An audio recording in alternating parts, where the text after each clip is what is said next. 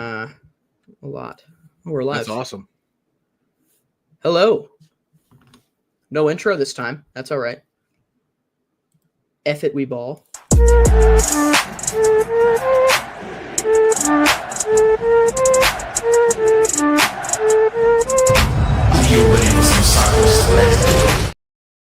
Never gets old. It never gets old, Jeremy.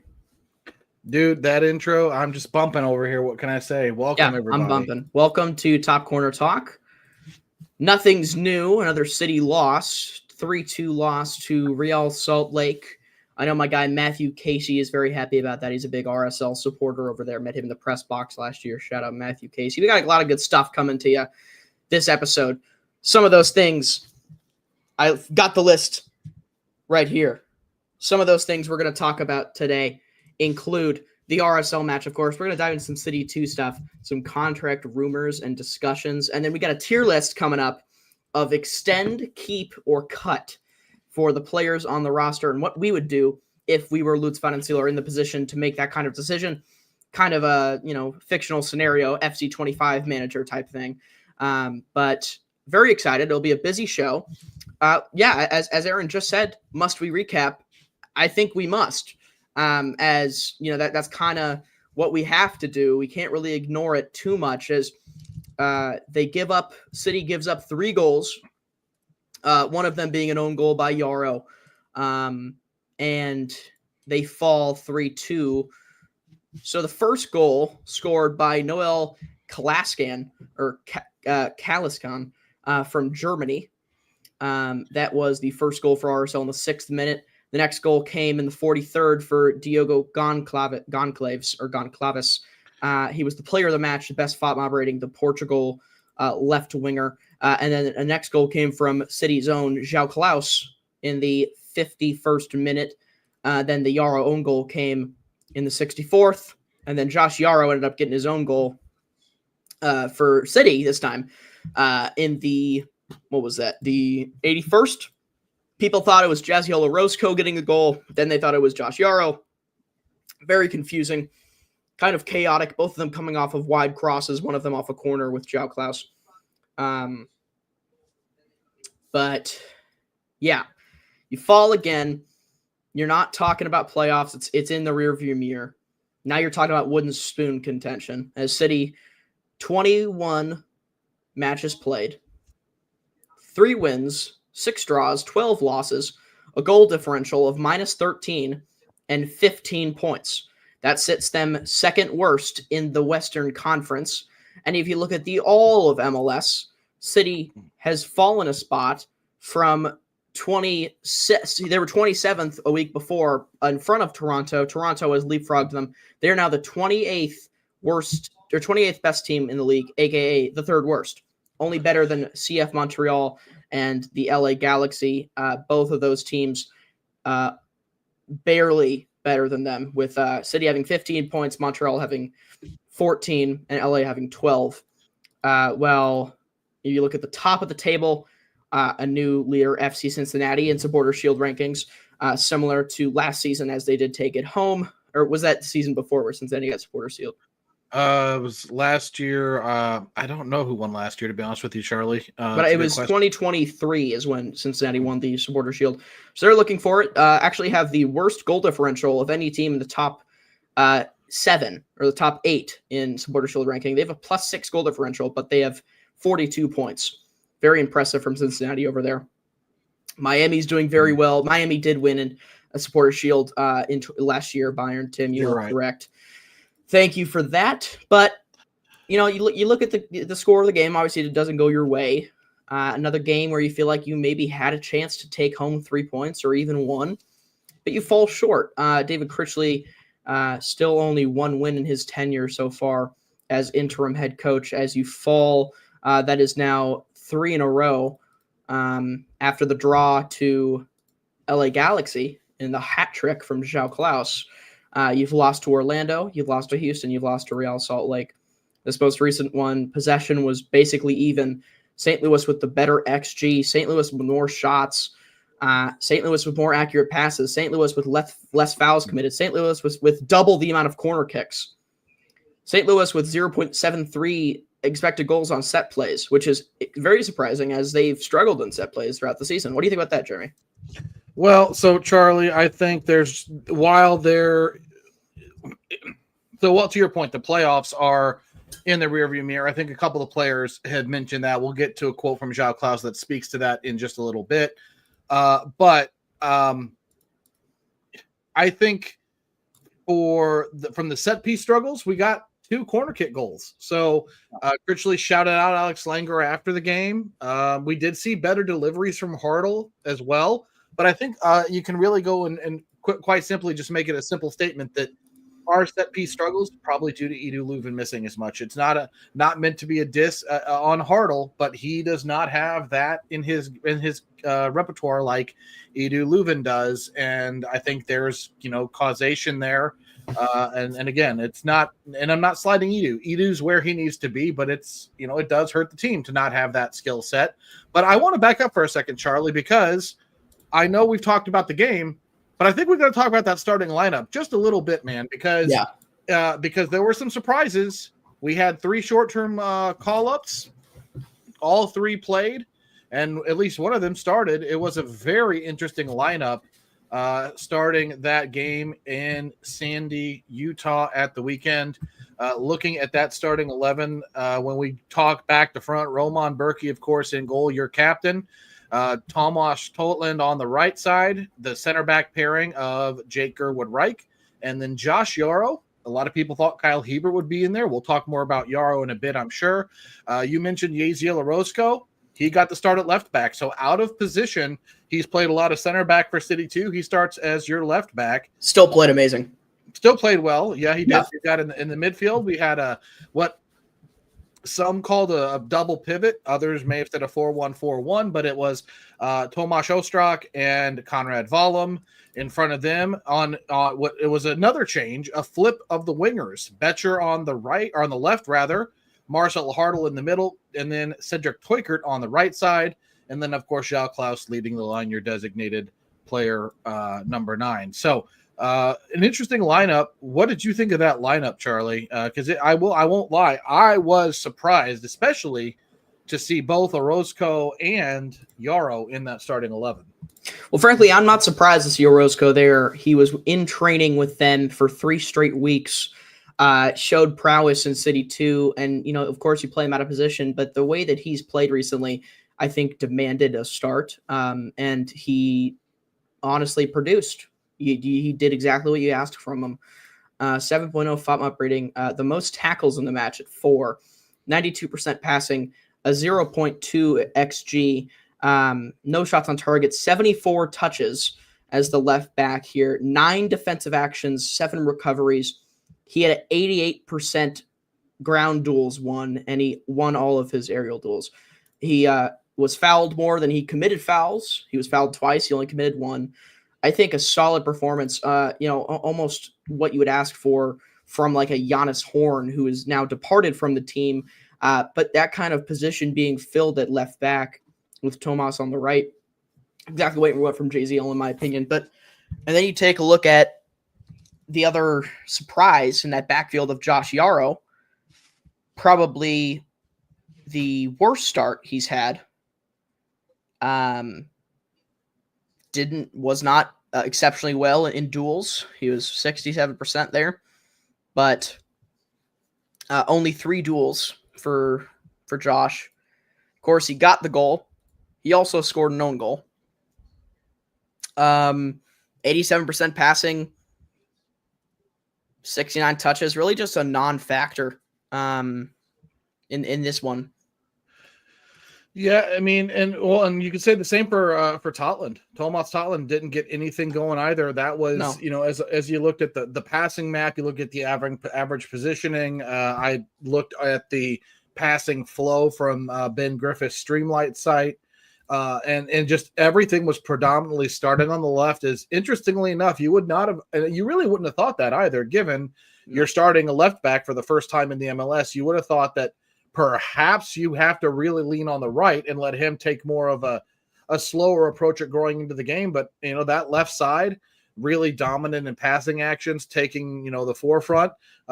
Tots not really involved. I think just 21% or so of the passes into the final third and passes into the box came from that right side, really low, considering how important we've talked about Tots being for this offense. And again, the goals come from set pieces. We had some chances for open play, but we didn't convert anything. Yeah. No, you didn't. You really didn't. Pardon me. You just spoke about the double pivot, or what some people call the double pivot. Mm-hmm. Surprising production from them in this match. Tomas Ostrak was the most accurate passer. 96% passing on 45 passes. That's 43 out of 45 completed.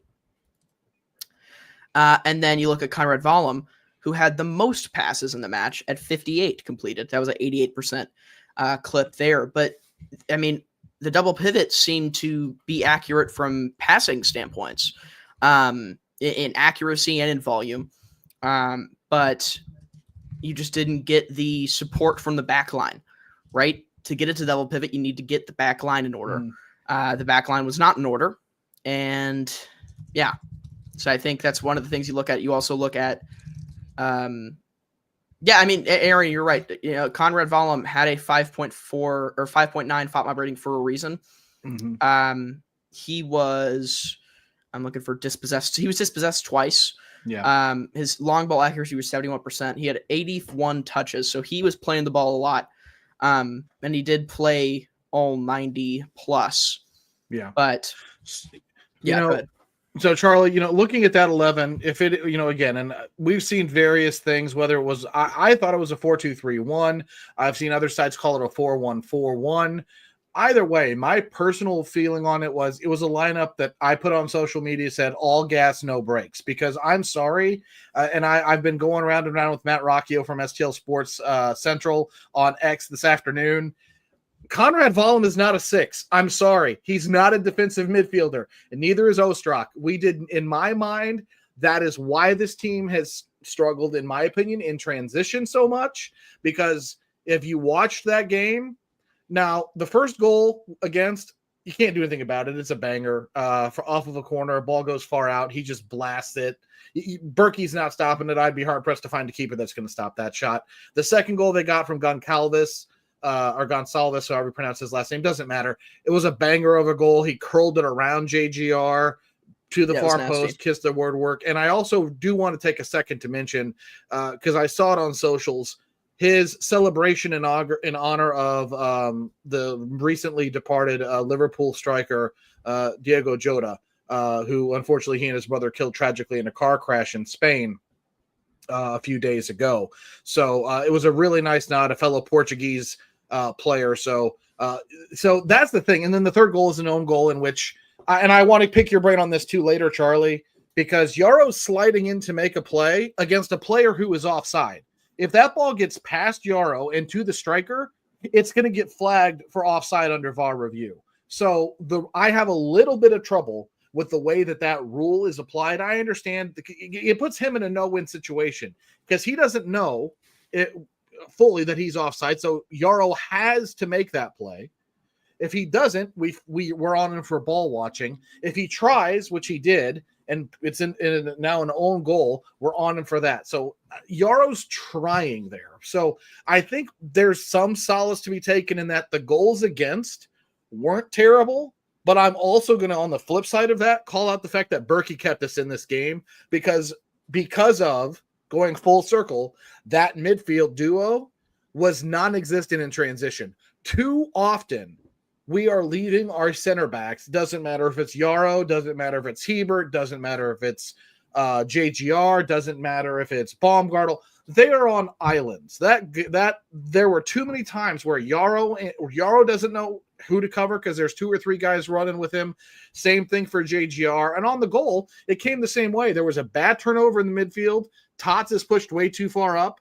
Same for Orozco. So you've got your 2 center backs on islands, and Gonsalves just turns JGR, gets his hips turned where he's face guarding him, and all credit on the finish. It was a beautiful goal bent around JGR, but it all stems from the fact that we do not, injuries or not, and I'm still going to challenge I'm sorry. I would rather call up a kid from City or a guy from City 2, whether it's Seth Antwi or somebody else who can be a true six, because Gabrielle we do McKenna. not have McKenna. Yeah. We don't have, in my opinion, a true six on the senior roster right now. And it's causing us to be too wide open to counterattacks and in transition. And that's what's killing us in games like this. This was a winnable game. You already ran down the stats. We Jeremy, outperformed them. Yeah. Go ahead. Both of your sixes that could play in Alfredo Morales and Chris Durkin were injured. You look at that injury list, it's 7 players.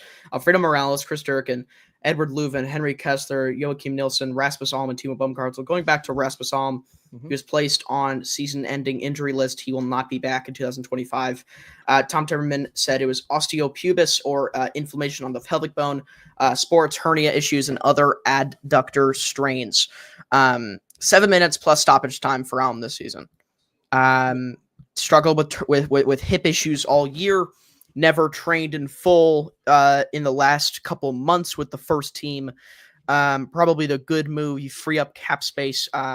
I think how much they freed up. Matt Baker reported $343,000 plus an international slot this season for it. Kind of similar if you're a hockey fan, the LTIR, the limited time injury reserve, frees up money and potentially a roster slot. That's kind of what this looks like if in a comparison. But Rasmus goes down for the season. He's going to focus on just getting better. And, he is one of those guys with a expiring contract with a club option next year. So it'd be interesting to see what happens there. And then Timo Baumgartel, of course, with the knee injury. Alfredo Morales, they're calling it an abdominal injury. From what I've heard, it's actually a crack in his collarbone. So you're looking at 1 to 2 months, maybe, because with the way that soccer's played and the defensive nature of Alfredo's game and the intensity he plays, you're going to be rolling on the ground a bit. You're going to have some collisions where you're falling and landing on an arm. And that's exactly how he got injured. And that kind of compression of the collarbone there is going to be an issue. We don't know if it's closer to the sternum. We don't know if it's closer to the shoulder. That would be, if it's closer to the shoulder, it's a little bit easier to rehab that because it's a little bit more mobile, that area of the collarbone.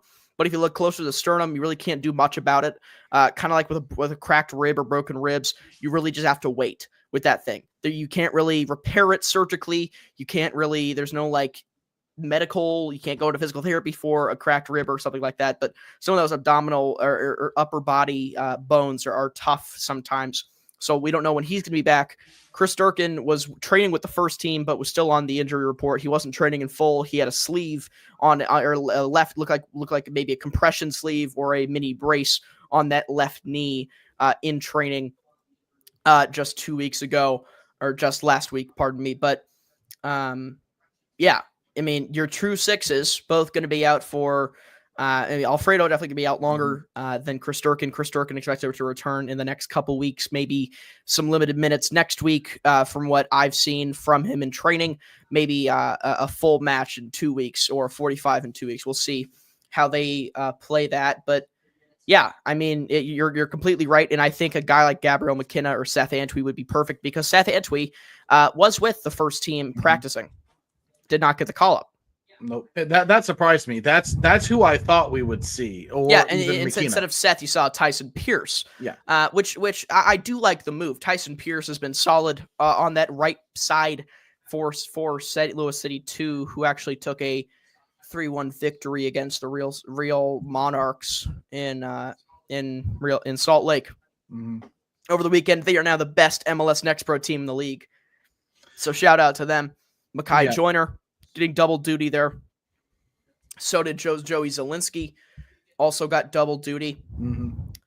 So some good stuff there, but just again piling up injuries. No, and I do real quickly speaking, I want to jump back to that season ending injury list piece with Alm, because the thing that there's two things that are big for me. It's the international roster spot with a transfer window opening, and this move had to happen before the transfer window opens on the 24th. So 17 days away, there are already transfer rumors flying, including a reported almost $4 million bid for a Senegalese center back named Falou Fall from Fredrikstad in the Norwegian league. But so that's one, is that had to happen. And they can sign a player for, like you mentioned, up to $343,000. But the one thing that I'm wondering, Charlie, we've still got a little bit of time to see what happens with Joachim Nilsson. If we put Nilsson on the SCI, because you can put up to 5 players on the season-ending injury list, but you can only do the replacement player salary for 1. So do you go head on now and fill it with alms at cheap change, or do you say, okay, look, we've given it another few days. We know Nilsson's not going to play because Critch did say he was out for the foreseeable future, which to me makes me think you put Nilsson on the SCI and then you spend big on a replacement player if you got the money. And that's just what I wonder. The difference there is only almost $1 million, as Joachim Nilsson has a current salary of 1.255 million. So $1,255,750 he's making this year, compared to Rasmus Alm, who is only making $343,925. Both players with a club option, or pardon me, both players, one player with a club option, Rasmus Alm with a club option at the end of the season. And then Joachim Nilsson is set to have a club option in 2027. He's under contract until 27, unless a buyout or a transfer or trade would occur. You talked about Falou Fall. That $4 million transfer fee would be the biggest in franchise history, but estimated contract would be around $200,000 or $230,000 is what I'm seeing. So you could see, if you go the Joachim Nilsson season-ending injury list, the SAI list, you could see a lower transfer fee and a higher salary. You could see that play out. But the transfer fee would just be paid directly to the club, and that would come out of, I think, just general allocation money, if I'm not mistaken. And the actual payroll would come out of the international allocation. I think TAM. And you have a good amount of that sitting right now. I think they said 1.3 million in TAM right now. So you could take a swing at Falou Fall. I've also seen some connections to a striker from South America. I forget his name. Let me go back and check. I was just checking. Matt Baker had some good stuff on Falou Fall in the injury. I'm going to look at Will Branton's page right now about Sebastian Arce, or Aker. That's how his name is spelled. It's Aker, or Arce, pardon me. But yeah, so your max TAM salary is 1.85 million. If the new signing earned that salary, he would be the second highest player in club history without being a designated player. Right now, your highest paid player is Marcel Hartel. He's under contract until 27 with a club option in 28. He's making $2.1 million. You have 2 U22 initiative spots left. Your designated spots are filled. You have almost $2 million in general allocation money. So you're talking that's in league movement. So that would be MLS trades, money for player for player, or it would go into just rollover for next year. But you could also look at them going an MLS route because they have so much general allocation money built up from the Indiana Vasilev trade, Jose Kojima departure. Those guys racked up almost $2 million in GAM for both of them. So I think that would be something Matt just said. First game that player could play. I mean, July 24th is when the window starts. From what I've heard, Falou Fall is agreed in words, or in what do they say? He's agreed in principle. The teams have agreed that they don't think personal terms are an issue. Yeah. Now believed to be just a formality. There was a reporter from Sky Sports Norway, Martin. I'm not going to even try to butcher his last name. He reported that the speculation was that Fall did not play in Fredrikstad's game at the weekend. So speculation was reported that he had been traveling to St. Louis to complete his medical and do all of the formalities there. Yeah. So we'll see. Rumored to be all but done. So the earliest game he could play, theoretically he could be doing I think it is against MLS rules to have a player that is not on your roster practice with you unless it's preseason and in a roster invite or what do they call a short term tryout is what Alfredo Morales did. A trialist. So a trialist. Yeah. I don't think you can have Fallow Fall participate in team training until that transfer window opens and becomes a part of the team. I think that would be against the rules. So the earliest I see him playing that would be an MLS match would be Saturday, August 9th against Nashville, because Critchley's been adamant about it and Olaf been adamant about it. That I don't think you would start a player 2 days after signing him.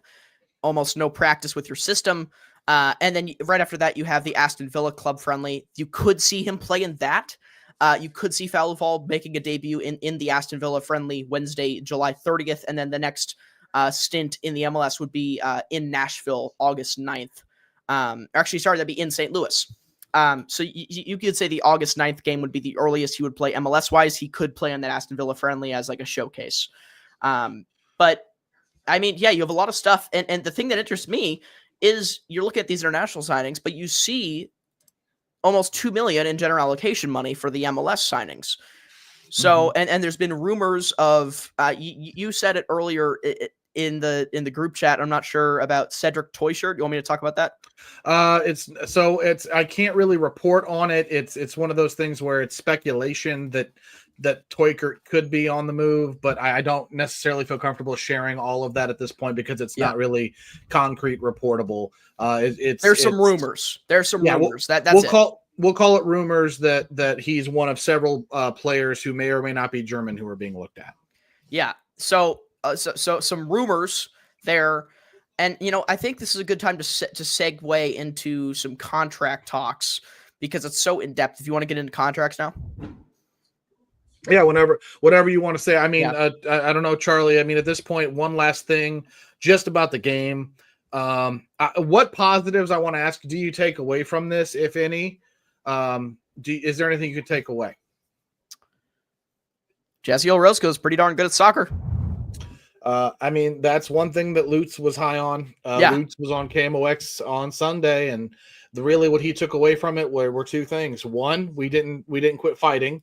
We fought and got back in it, scrappy or not. We got 2 goals and almost had an equalizer at the death. And then you've got 3 guys, really. You've got Pierce and Joyner, who are both homegrowns, playing meaningful minutes. And then Orozco came up and proved that maybe he can be a serviceable depth piece. Just talking about, this will probably be the last week I mention it because I hate it, but just for sake of the conversation, Charlie, mathematically, we are not eliminated from the playoffs. It's not happening. True. Mathematically, St. Louis City SC is not eliminated. It's not happening. So the playoff line is normally about 45 points historically. Yeah. To get there, St. Louis has to go 9-3-1 over their last 13 games. So one more loss is what they can do to stay within the running of 30 points. It's not going to happen. It's a 2.31 points per game. That's higher than they did in the first year of existence when they won the West. So it's not going to happen. I had to throw it out there. But the thing that concerns me more, look in that rearview mirror. LA Galaxy won again. I was talking to Edgar Zuniga from News Across the Galaxy yesterday. They're soon to pass City. The way they've been informed, they're better. They're getting better. Yeah. They're getting healthier. And I'm seriously concerned that it's going to be between us and Montreal for that wooden spoon. And just real quick, what's today's date, Jeremy? July 7th? It's the 7th, right? So why in the world are fireworks going out in my neighbor's yard? I'm not going to name names. But you know who you are. He's not watching this. Cheers. But why are you shooting out fireworks at 9:30, 3 days after July 4th? I understand maybe doing it before, but this is outrageous. Hang it up. Save them for next year, dude. We've got to start their work week off with a bang. The real reason, Charlie, look, hey, they're celebrating that we're alive right now, okay? They're giving us a show. That's what this is all about. Let's do that without fireworks. Just saying. I don't care. We'll appreciate the love. But no. We're out here shooting out bombs that are they're shaking the house. Like it's earthquakes going on. I don't know what's going on. And I know you want to get into contracts. The question to Charlie for Lutz. So there's a few comments in the chat right now from Aaron and Daniel about Lutz. How are we feeling about Lutz making the decisions on these contracts going into this transfer window? How are we feeling about Lutz? Well, you can't say he's inactive. You can't say he's a John Mozeliak. You can't say he's a turtle. He makes the moves, right? He made the move to get rid of Selmer Pedro. Made the move to get rid of Blom. You made the move to get rid of a lot of these guys. You made the move to get Marcel Hartel, Simon Betcher, Cedric Toyshirt. You made the move to now apparently get Falou Fall and maybe Sebastian Acre or Arce. I'm not sure how to say it. If I'm butchering this, I'm so sorry. But you can't say he's inactive. The only thing is that activity productive? And that's not my place to talk about right now because I think there's a lot of season left to be played. There's a lot of soccer left to be played. I think you could see something like last season where the second half is more optimistic because of those summer transfers as they did, that honeymoon phase after Hartel, Toykert, and Betcher came over in the summer of last season. Yeah, you're right. He's definitely a guy, he's trying to, I guess so is it, I don't think the problem is a lack of activity. I think it's more the question of identifying talent. Because he's had some misses. Nicholas Dewar was a big miss. Dewar was bad. Yeah, he didn't, Alm and Nilton now, they've been injury prone. They weren't injury prone before. So I have a hard time blaming that. You can't blame that on Lutz. Well, it was weird because Thorson had his knee reconstruction surgery like a couple weeks after signing with the club. Like, did they not do a physical on him? And saw that he needed the surgery, or did they say he needed the surgery and we're still going to sign him? Is that what they? That's still a little confusing to me. I don't know. No, I'm not sure. They had enough faith in his knee, I guess, given his injury history or lack thereof. He'd only missed 7 games in his career before coming over, so that's they trusted it. So I don't know. I give Lutz the benefit of a doubt there. Is it, God, and I hate to say this, is it too soon to call Toykert a bust? We could have a whole conversation about Toykert, who lit the world on fire coming in last year with like 4 or 5 goal contributions in his brief stint at the end of the season, but he's been by and large a ghost. I'm frankly willing to chalk it up to him being misused. I don't think we're playing him in the right spot. I don't think he fits the system that we run currently. So I don't think Toykert's terrible, but we've got to get production out of him. I mean, I think the question that we have is what can we reasonably turn over at the end of the season, which I think it's a good transition into your contracts. Yeah. So let's talk about it. 17. It's a high number, right? 17. It's the age he'll be turning next year. It's also the amount of players that have contracts expiring. Or contract potentially expiring at the end of the season. Let's have a talk about it. Following players have an option to buy or extend their contract. So that's basically a club option saying, we want you here still, or saying, adios, and you're gone. Those players that have club options or options to extend or buy, Schau Klaus, Henry Kessler, Conrad Vollum, Rasmus Alm, Chris Sturken, Jande Silva, Akil Watts, Josh Yarrow, Miggy Perez, Jay Reed, Ben Lund, Alfredo Morales, Michael Wenzel, Christian Oliveris, and Joseph Zielinski. The players who are unrestricted free agents. Meaning, if you don't get a contract done with them, they are free agents, can go wherever they want in the world or the MLS. Those players are Njabul Blom and Roman Berkey. Yep. So, Charlie, I'm going to share the roster profile if you want, so it'll make it a little bit more visual. So there is our roster profile that runs down what you were just talking through. Yeah.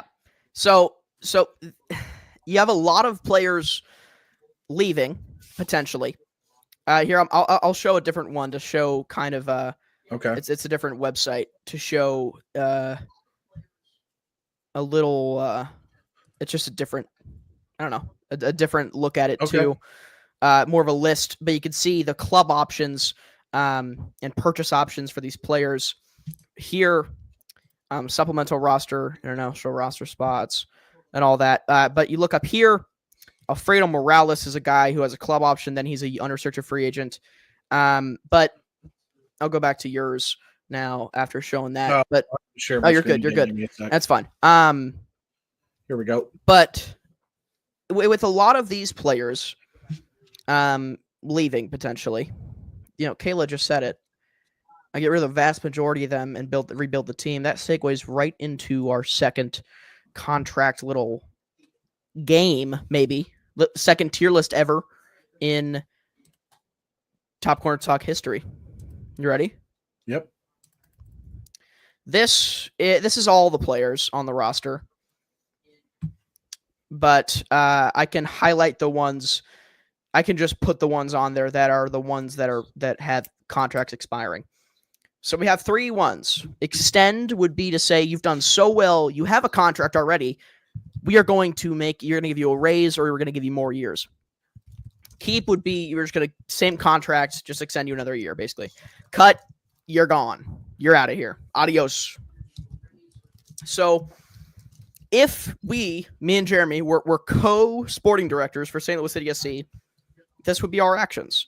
Let's start off with the man who has a club option just put on season-ending list, Rasmus Alm, right here at the bottom.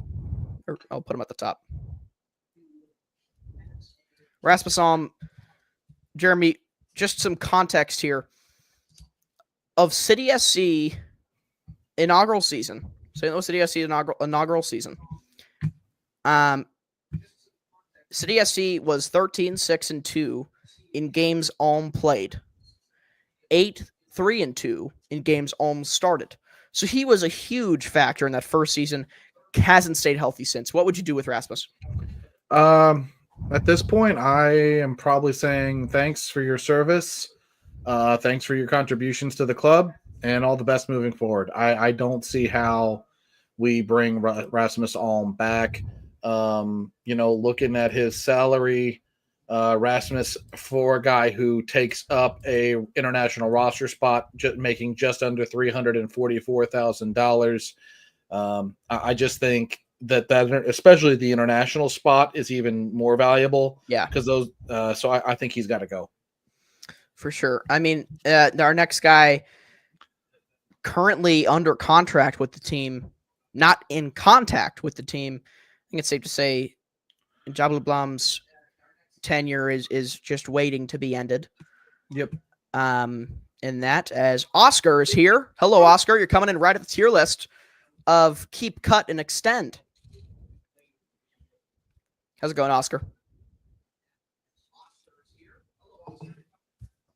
Hello, Oscar. You there? Working on some sound there. Some technical difficulties from Oscar. That's all right.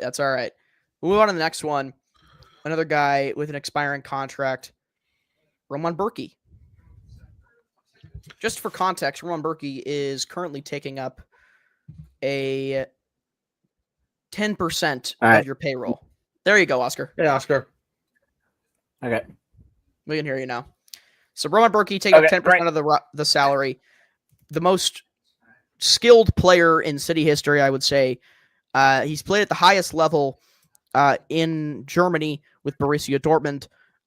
One of the best players in the MLS in the past couple seasons. What would you do with Roman Berkey? Well, Oscar, what were you going to say, sir? I want to make sure you can jump on and say what you want to say first, and then we'll jump on to Berkey. Are we extending, keeping him caught in, people? Okay. Yep. I mean, Roman Berkey, if he wants to stay, I would definitely extend him. But it depends on what type of attitude he has. Like, what is he looking for? Like, if he's trying to be looking into that,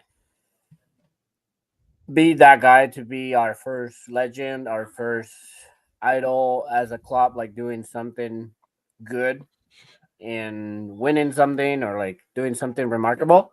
Yeah. Or he just want to keep playing and doing whatever. And it's a mindset issue right now. It's does Roman Berkey want to stay in St. Louis where he has his roots for the past 4 years almost because he was a signing before the team started playing MLS matches, or is he wanting to win? Because I think next year this isn't a team that maybe is going to win now. Of course, Roman Berkey is aging. Still, I would say at the end of his prime right now, at the very edge, eclipse of his prime, maybe looking for a team in the MLS or overseas that could consistently win or be in contention for winning. So it comes down to what he wants to do right now. He hasn't spoken about his contract. He hasn't spoken about that situation so far, and rightfully so. He's focusing on the games this season, which I respect. But yeah, I think if he's willing to come back and you have the power to bring him back, you definitely extend Roman Berkey. So I agree. I would love to say keep him. Before I say, I think for me it comes down to the price, guys. You look across the league, the average spend on goalkeepers is $957,000. We're paying Berkey $1.7 million, so that's about a $600,000 uptick higher than the league. So where I think it comes down to me, where do you want the club to spend? Do you want us to invest in a goalkeeper, or can we find a cheaper option who might not be as great, but still gives us more flexibility elsewhere in the roster? That's where I think the decision comes down to. I'd love to keep Berkey. I don't want him as a DP. In other places because of youth. I think right now City 2 gives the main club a run for its money. I think if they played, I think City 2 would hold their own. I'm saying it. I'm saying it with my chest. I think City 2 could keep up with the main squad right now, just because of how the chemistry that they have, how put together they are as a squad in a lineup and a roster, and just the skill level that they're at as such young kids. You look at guys that are being paid under $200,000. Jay Reed, Caden Glover, Miggy Perez, Tyson Pierce, Joey Zielinski, Makai Joyner is getting paid the league minimum $80,000. So you don't necessarily need to be cheap at the goalkeeper stint if you have these young guys who you're not paying a pretty penny yet. If you're not going to sign Roman Berkey to a 5-year contract at 34 years old. That's not smart. But if you sign him to a 2-year, and then these kids don't need to be paid for another 2 years, that's 2 years where you don't need a cheap goalkeeper, right? I think that's 2 years where you have these guys developing already. You look at some other guys being paid a lot. João Klaus, he's a guy we're going to talk about in a second, where he is also a club option. So I think you don't necessarily need to trim the fat, as Romo just said, but because you have so much underlying youth skill that's going to be cheap for about 1 or 2 more years, that I think the contract length of Roman Berkey's next contract would be. That's the only reason I'd say extend him for sure. Again, I just think how much do you reasonably want to spend? Like, and does it require a designated player, label? I love Roman. I love Roman. I love what he's done for this club. I appreciate his ability in shot stopping and distribution. And I agree.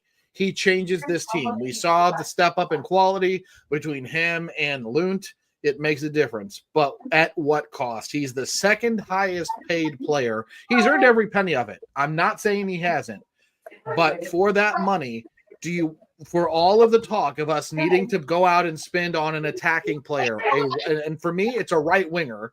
That is the position we need. I don't want Betcher there. I don't want Toykert there. Silva hasn't taken the spot.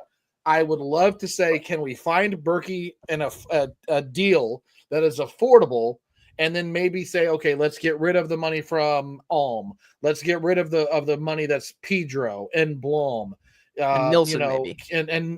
And that's where the right wing money comes from. I mean, you're saying good things over there, but I think you just hit the right name to get that money from. It's Nilsson. Mm-hmm. Nilsson is the one who needs to million. free up money. I don't think we need to free up money on a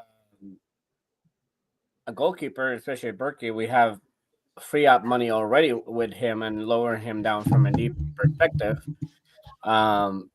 So I think he can do 1-2 more years if our team is competitive. But that's what it makes me doubt that he wants to do it again. Because if the project was good and we had some certainty, or like he had some certainty that the team's gonna be good and we're gonna provide a good squad, then he probably will sign. Yeah. I think that's the hesitation on him. Yeah. If he wants to play, I think he wants to be competitive. If he wants to keep in the MLS, he wants to be able to win something. Like let's say like he was in Borussia Dortmund, that it's not the most winning team in history, but he was competitive. He was always up there. He was trying to fight for the league, trying to fight for things like that.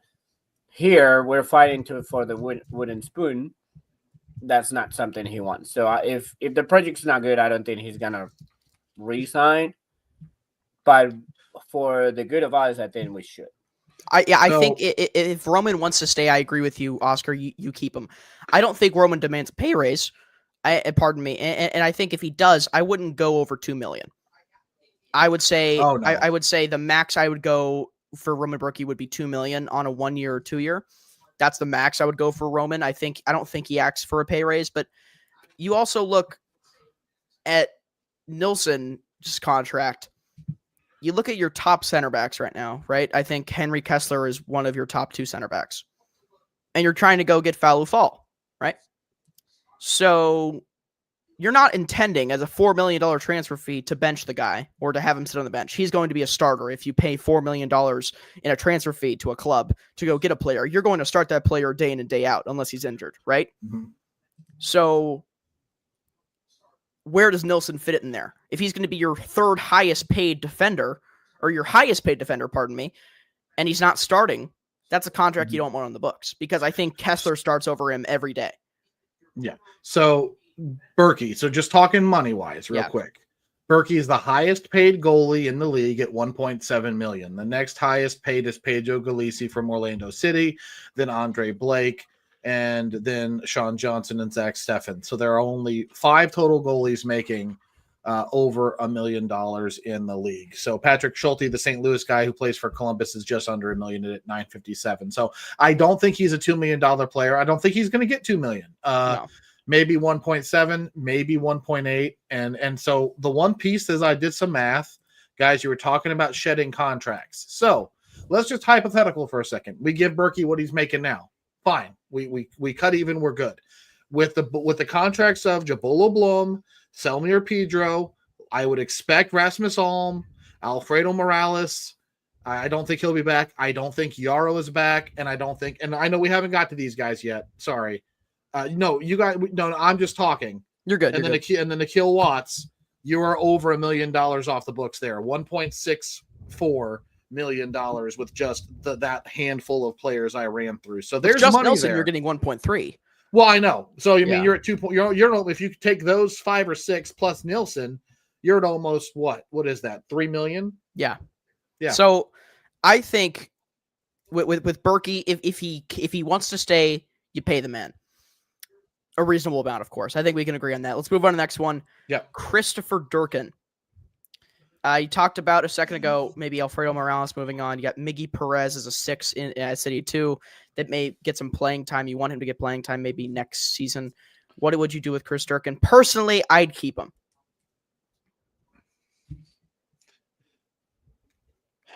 I haven't seen enough with Miggy's development to feel comfortable putting him on the senior roster full time. I like Miguel. He was a good story first season, the first year. He's the homegrown kid everybody wants to see, right? But the big thing with Durkin, if you keep him, he's no longer eligible for a U22 contract. So what does that mean? So right now his cap hit is $250,000, I believe. Yep. His salary right now, so what he gets paid and what he just level set, what he gets, right? That number, that $250,000 is what he counts against the salary cap. Yep. It's important for our salary bill when you talk about that $5.9 million cap the MLS has. He won't have that next year. His actual salary will be what would count against the budget if he's kept. This year, it's $520,000, so it'd be double against the cap. Has the output from Durkin since his move from DC been high enough to say, yes, we're comfortable with him, along with the fact that he's not, to me, proven he can be a stay-at-home 6. He's more of a box-to-box 8. So, do you keep him? If he can stay healthy, sure, but I'm really on the fence about Durkin. Oscar, what do you think? You're muted, Oscar. First thing Aaron on the chat said, if you can flip the colors, I don't know if you're able to do it, but I do agree. Oh, if you extend it, keep it on green. If we're cutting them, let's put. So, just made a little adjustment there on the fly. It won't let me do it. It will not let me do it. Oh, that's funny. Well, change the titles and then flip them as the players.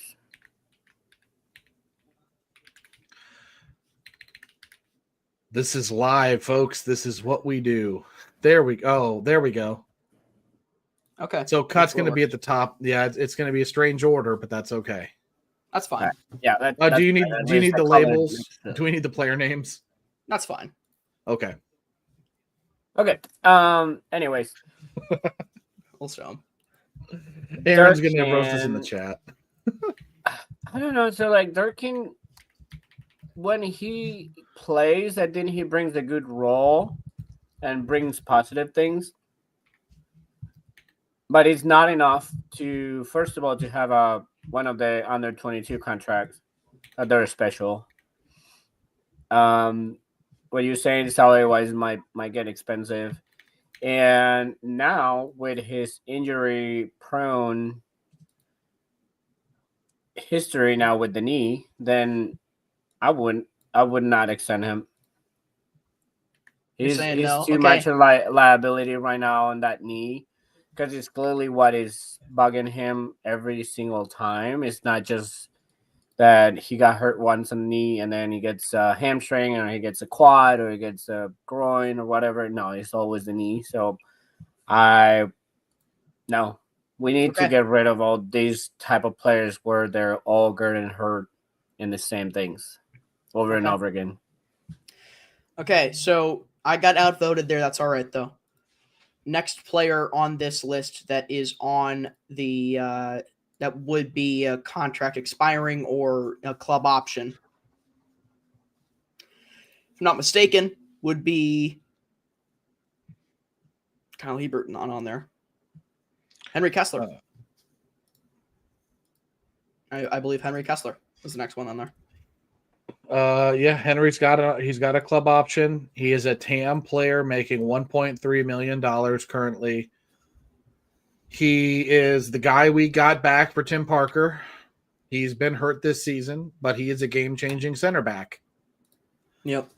I am on the keep with Henry Kessler. I rate him. I think he's a good ball-moving center back. When he's healthy, he's reliable, and he changes that back line for the better. So me personally, I'm keeping him. Okay. Yeah, I agree. I think he's your top. I think he's number 2 of your top 2 center backs, if not number 1, alongside. Oh my gosh, I'm blanking. I can't think. Who's your other center back? I mean, I think he's your top, probably second. You're thinking of Timo, but Timo has had rough. I think Timo, when he's healthy, but yeah, I think Kessler would be a keep. What do you think, Oscar? I mean, keep, yeah. Okay. Unfortunately, he had a couple of injuries that came out of I don't know what.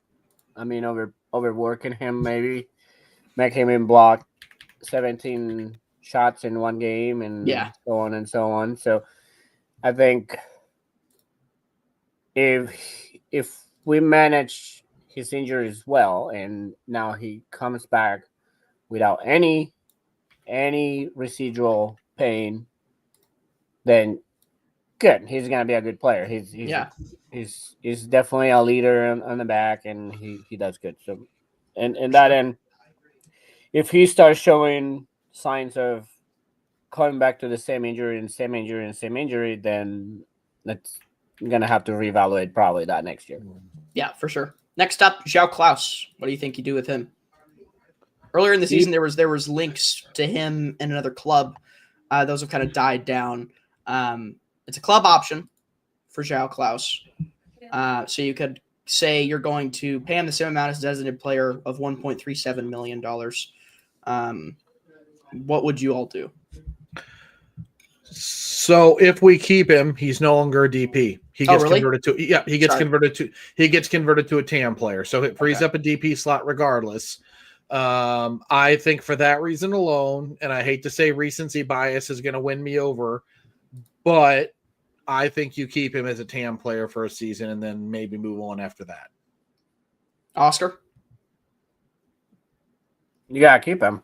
Okay. And he's the only one who's showing life in this team. Fair. So. Ben Lunt next up. Ben Lunt is, from what I understand,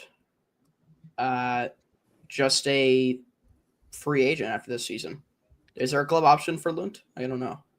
I don't believe so. Let me double check his roster profile. Not even showing on the season. No. Ben Lunt is on the supplemental roster. His contract expires, no option at the end of the season, and he makes $172,833. So he's not a big expenditure. He's a serviceable backup.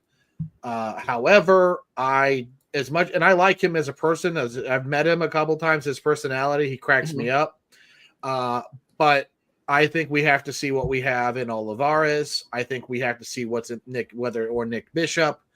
So for that reason and that reason alone, I think we move on from Ben Lunt. Yeah. Ben Lunt, I think, deserves to be a starting goalkeeper in either the MLS, high-level USL team, or maybe not in America, but I think he deserves to be a starter on a high-level soccer team. He is a stud. He showed that he's a good keeper.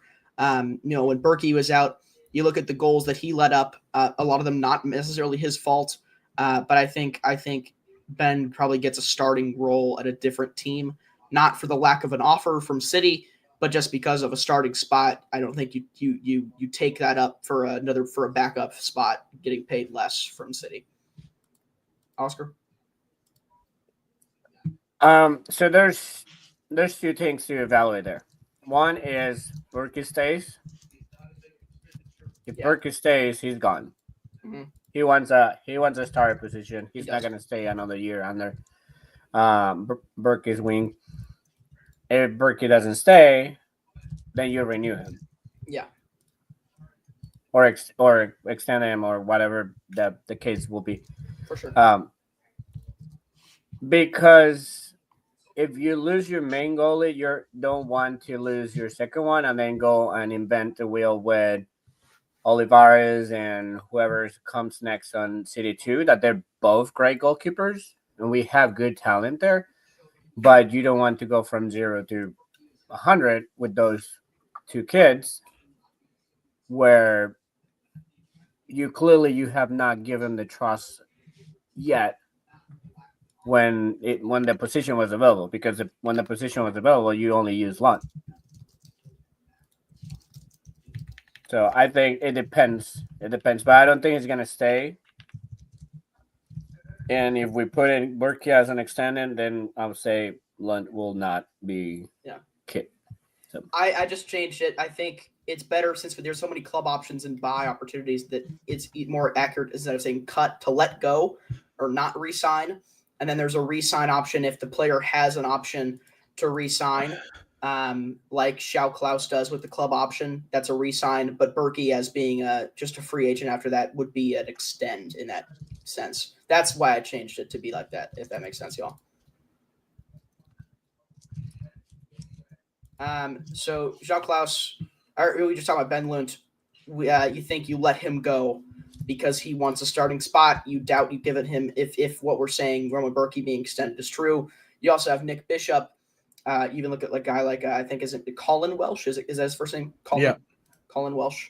I knew his last name. I was not 100% sure of his first name, but you also have Christian Oliveris, who could be a backup. And you've had him for a long time. He's also another guy on this list. We'll get to in a bit, making league minimum. So the next guy you have on this list actually is Christian Oliveris. So Christian Oliveris making $80,000 would not be a crazy cap hit. He's literally making league minimum, which is $80,622. I think there's no reason to let him go unless he doesn't want to be here. Real quick, Romo. So the let go would be for players who have an option to buy from the club, saying we could bring you back or we could let you go. This is saying we're not going to bring you back. We're going to let you go. For those same players that have that kind of club option, we're going to re-sign you. You're getting re-signed. And then extension would be to a player who doesn't have a club option, who would just be a free agent. You're saying his contract is completely over, and you would have to give him a whole new contract. That would be extension. I mean, do we want to call it like or what's the word?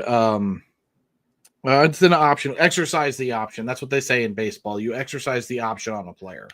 I mean, I don't know what language you want to use, but it's taking the option on the guy. So I think that's the challenge of a thing like this is just getting the verbiage right. But yeah, because we've got options, we've got and Berkey, is it really an extension or is it a new contract? I guess we're splitting hairs. Anyway, moving on. Yeah, that would be extending a contract. Yeah. Okay. Fair. Okay. Okay. So Christian Oliveris, I was just saying, I don't think there's a reason to let him go. He's a young guy. He's got a lot to prove still. And I think you allow him the room to prove that or not prove that, you know. So, but where is he proving? So he's stepping up to the main roster. I'd say he's the backup. Yeah. I mean, if Lunt leaves, then yeah, that would make the most sense. He's only $80,000. No, he'll be on the supplemental roster. It's a cheap spot. It's it's pennies, but yeah, it counts. Yeah. Yeah. It goes again on the same situation, like which one's staying, which one's going. Yeah. Berkey goes, then Lund gets signed or extended, and then Olivares gets exercised the option to keep those two in the same way that they were in the growing path, let's say. Yeah, it's a mix and match. Right. So next guy, you're gonna keep two out of the three. So yeah. Next guy on the list would be Ostruck on that. No. So next guy on the list of player of contracts expiring? Celio Pompeo. No, Celio still has a contract. Ostruck is 2026. Kessler, Alm, Jay Rasmus Reed. Alm. Jay Reed is the next guy we have not done yet. Jaden Reed is on the supplemental roster, making $104,000. A club option would just be giving the same contract of $104,000 unless you wanted to give him a raise. What do you think? What are we holding? He's keeping. We're doing whatever it takes. He's the left back, probably starting left back next season. Yeah, barring another injury. I don't think there's a debate. I think there. Reed and Orozco have a good fight for that left back position next season. If Orozco's not, I don't even think Orozco is a left back. No, he's not. But that's what they played him as. Well, he had one game and he did great, but at the same time, like people need to put the brakes a little bit on that because then they're gonna go. He has a bad game in another game, and they're gonna bash him like the way they bash other players when they have had good games. And I'm not gonna say names because no point of getting into a discussion right now. But people need to realize that a lot of players are gonna have good games, but they're gonna have bad games too. They're average players. They have ups and downs. So Orozco did good this game. He was hungry. Yes, it was against RSL that he had history. Yep. Things that get involved in those situations. So just give him a little bit more time. But talking about Reed, he has been overall good. Defensively, it So scares me a there's bit. there's no reason to not trust in him that he Yeah. can develop the way that he has been developing. It feels nitpicky to not exercise his option there. Next guy, Jande Silva. I think right now for Jande, he's making $629,000 is what I'm seeing from Sport Track. Yep, 629,250. Yep, 629,250 from Jande. Again, it would be a club option, so you'd be giving him the same amount of money. If you wanted to give him a raise, you could. But do you re-sign Jande Silva for $600,000? So I don't think he's worth 629. I don't think he'd get that. I think he still has a lot of talent. So if some of the rumors about Celio getting attention elsewhere come to fruition and he leaves, would you splash the money at Silva to have a left winger, or do you just throw that at Mackay? Like, I think You throw it at Mackay. So to me, I don't think we keep Silva. He's been a bit underwhelming for me. No. I don't think we keep him. What do you think, Oscar? I agree with Jeremy here. No. As far as I've seen, I would not keep him. It hasn't shown. It hasn't shown like a game change attitude. Like, he comes and he does a couple things good, but then the ones that they meaningful, he just chokes. I'm just not sure he fits and maybe it will change if he has in a starting position, but that just have to give him too much trust in him to give him all that in moments that you need him, unless you start trying him right now. Like, we don't have anything to lose, so let's start trying him as a starter and see what he does. But because the only game that he had some good performance was the Gold Cup when he started. The U.S. Open Cup. He had he wasn't terrible against Real Salt Lake in his sub appearance. He didn't light the world on fire, but he wasn't bad. But I think for the price tag, I just don't think the output's there. Now, again, he's a guy that was primarily a left winger. We want to play him on the right. He's only played on the left once. In the game against RSL, he was in the middle. So again, is he a victim of the fact that we're playing guys out of position? Maybe to an extent, but I just don't think for the price tag we keep him. Yeah, one second. I'm adding in one more player here. Forgot one guy, and that is Mickey Perez. Getting him in. Yeah, the rest of your guys that are without contracts are Mickey Perez, Akil Watts, Vincel Yaro Zielinski, and Morales. Yeah.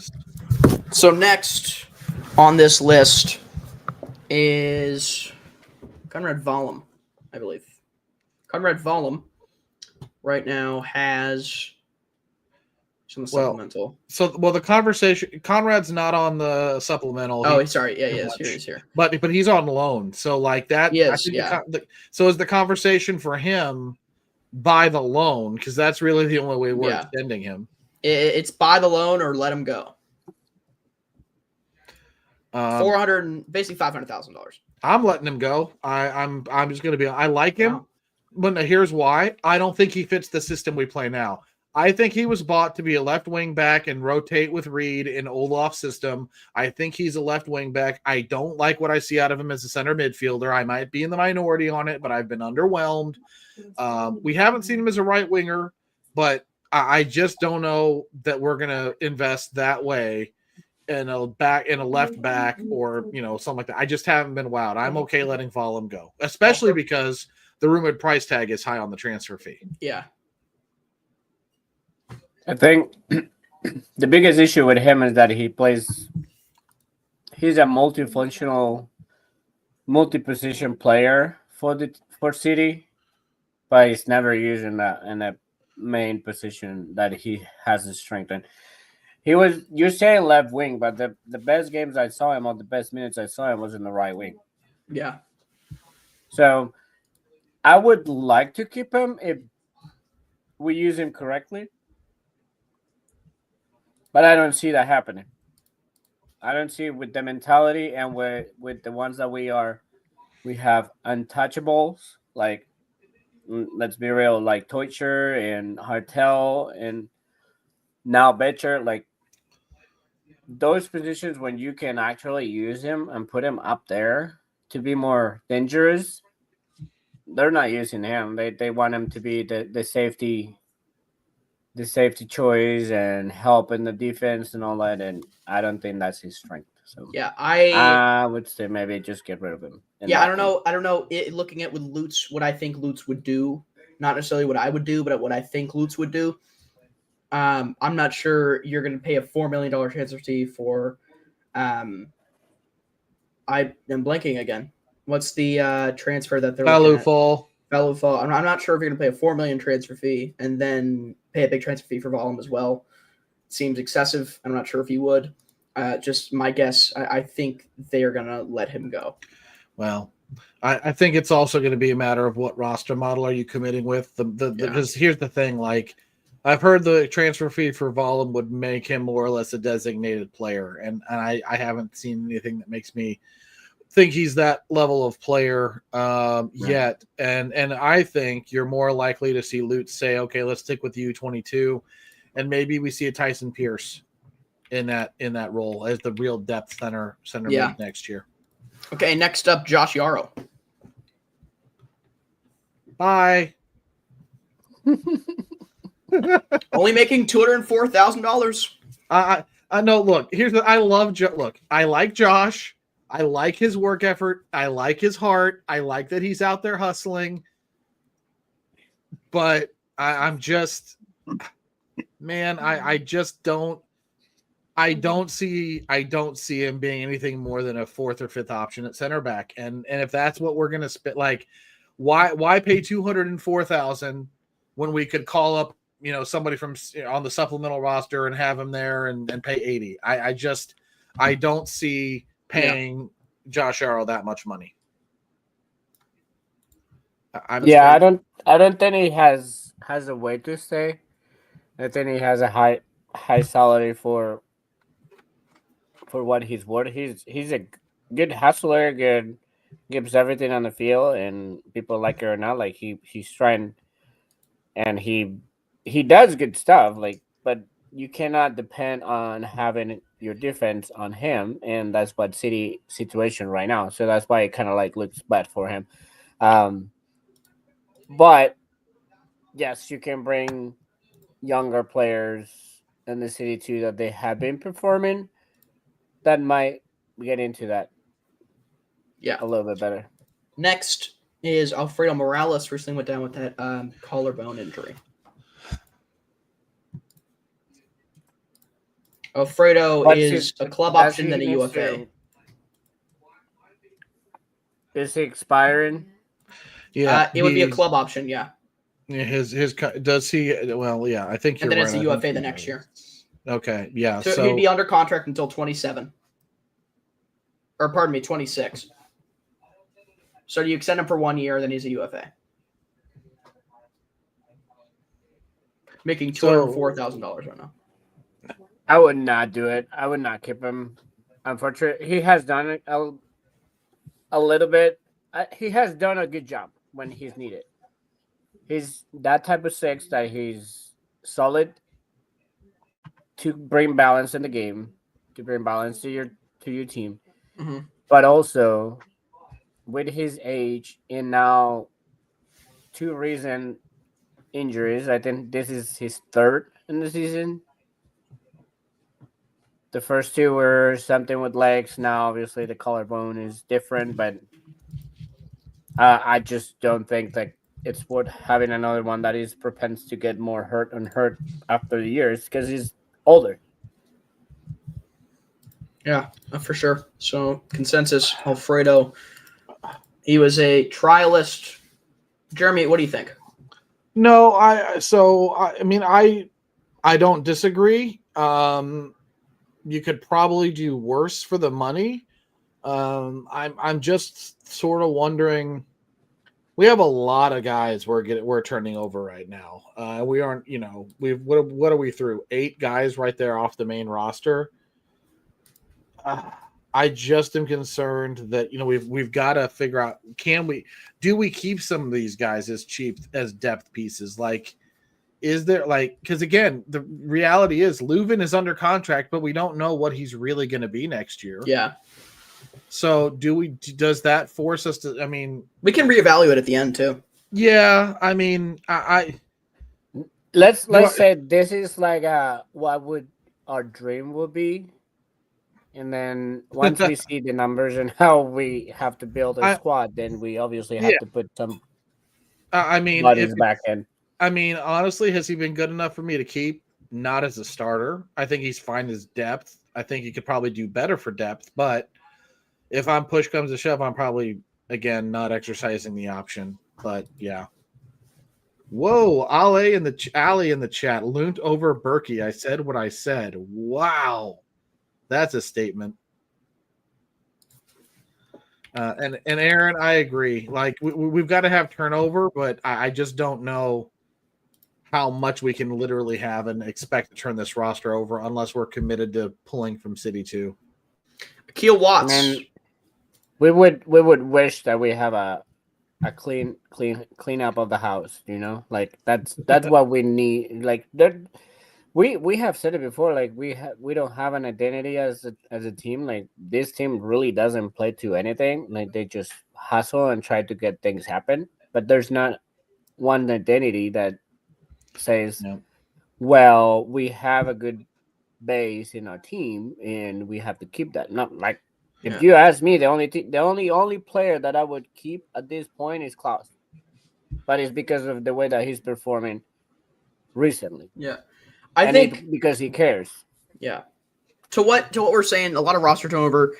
This team also has almost $2 million in general allocation money for MLS transfers. And this would free up a significant amount of money. I'm actually doing a calculator. So by the end, the amount of players they would let go, I'll put into a calculator and see how much you would have, see what your payroll would look like, and how much access you would have to money. So, Charlie, if we get rid of the guys who just have expiring contracts, it's over $8 million. It's almost $8.5 million. I already have that in a spreadsheet just to save the drama there. But Watts at $104,000, though, that's an affordable option for depth. I'm keeping him. That's not much over the minimum. I agree. He's depth. That's the major underline circle exclamation point. Keep depth only. Rotation piece. Oscar? All right, who are we talking about? Akil. Watts? Depth piece.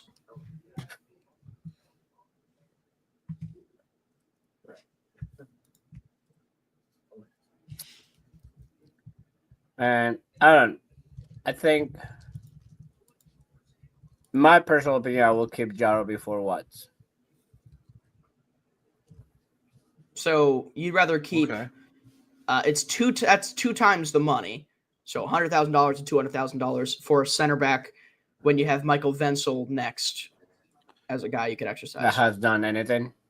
Who's not healthy, has been so unhealthy, he has only played once all season. I'd still rather exercise Wenzel. No, I would keep Jaro. Jaro has played 3 seasons without getting hurt once. Yeah, if it's the one or the other, it's keep Yarrow and let Wenzel go. I disagree. I think you keep Wenzel as a depth piece. I haven't seen Wenzel play once. He played. In my head, I have no recognition of having him play. So yeah, I mean, he is. You're right. He is. Okay, hold on. So what is he? 120,000 or so cheaper. 124,000. Yeah. I mean, that's just change. That's just change pocket. Yeah, I mean, I don't know. I still think. I don't know. I'm with Oscar. Yarrow over Wenzel for me. But then again, I mean, what's the age difference? Yarrow's 30. Wenzel is U22. God. That's tough because, I see the potential with his age, but his injury history scares the bejeebus out of me, and I'm tired of having 10 men 10 men made out of glass in the back line. So I'm still thinking I'm with Oscar to keep Yarrow over Wenzel. Okay, so are we saying that Watts is a keep here? I mean, I still keep Watts too. I keep Watts as a depth piece. Yeah, I He's think cheap. he's another one that is the same way. Like he doesn't get hurt.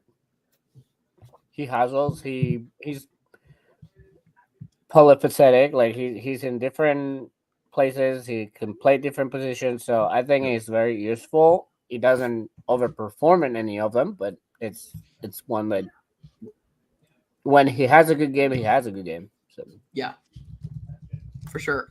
So we're saving Watts there. Wenzel, do you want to swap Yarrow and Wenzel here and put Yarrow in the exercise option? I do. I'm fine with that. Okay. Joachim Nilsson. Just to get the contract off the books. I mean, the club would have to exercise a buyout. They get 2 every season. And my gut feeling is that they'd wait until the end of the season to do it. Because at this point it's 1.255. So if you do it now, you're paying 1.255 plus probably a prorated amount for the rest of this year. So save the game, let him eat the roster spot for the season, and then kick him to the curb. So you're saying just keep him for this year?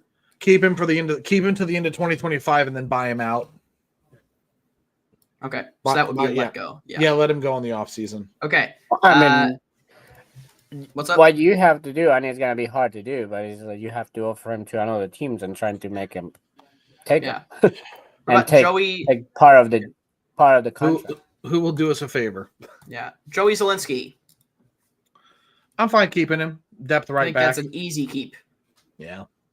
He also has 3 straight years of club options, by the way. Yeah. What a contract. At only 82,000, that's easy to keep. So yeah, he's fine. All these guys, since we kept a lot of people, so not all the people with expiring contracts were left. So if everyone with expiring contracts left, it would be 8 million freed up. I'm seeing started out with 15 million. So what I'm seeing the number here is 15,406,909. Is that correct? Yeah. So 15 million to 11,193,909 dollars. So you freed up 4 million in cap to go get other players. Some of that could cover the transfer fee for Follow Fall. But yeah, I think that's something you see. The guys down here. I mean, you look at the guys who let go. Blom is not contributing. Rasmus has not contributed. He's injured. Chris, I still think should be a keep for depth. But Chris Durkin could his role as a 6 could be replaced by Gabriel McKinnon or Jaziel Orozco. You look at John De Silva. I think Joyner or Glover or Brick Sorley could easily patch that if they wanted to. This is just looking at City 2 and not other signings you could make with the extra money. You look at Conrad Fallum or as that kind of wing back position, Tyson Pierce or Jazzy Orozco. And you look at Michael Wenzel, center back, Gabby McKenna. You look at Alfredo Morales, same as that 6 spot. You look at Orozco and you look at McKenna. And Joachim Nilsson, again, you look at Orozco and McKenna.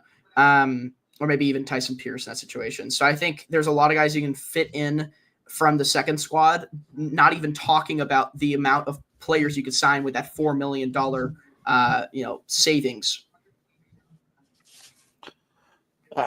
I mean, yeah, I just think I'm going to admit, I don't have the data. I don't know what the average roster turnover is in the MLS to say that, yeah, this is a reasonable or realistic expectation. But I will say just this much. This is like year 2 or 3 for a lot of the core of this roster.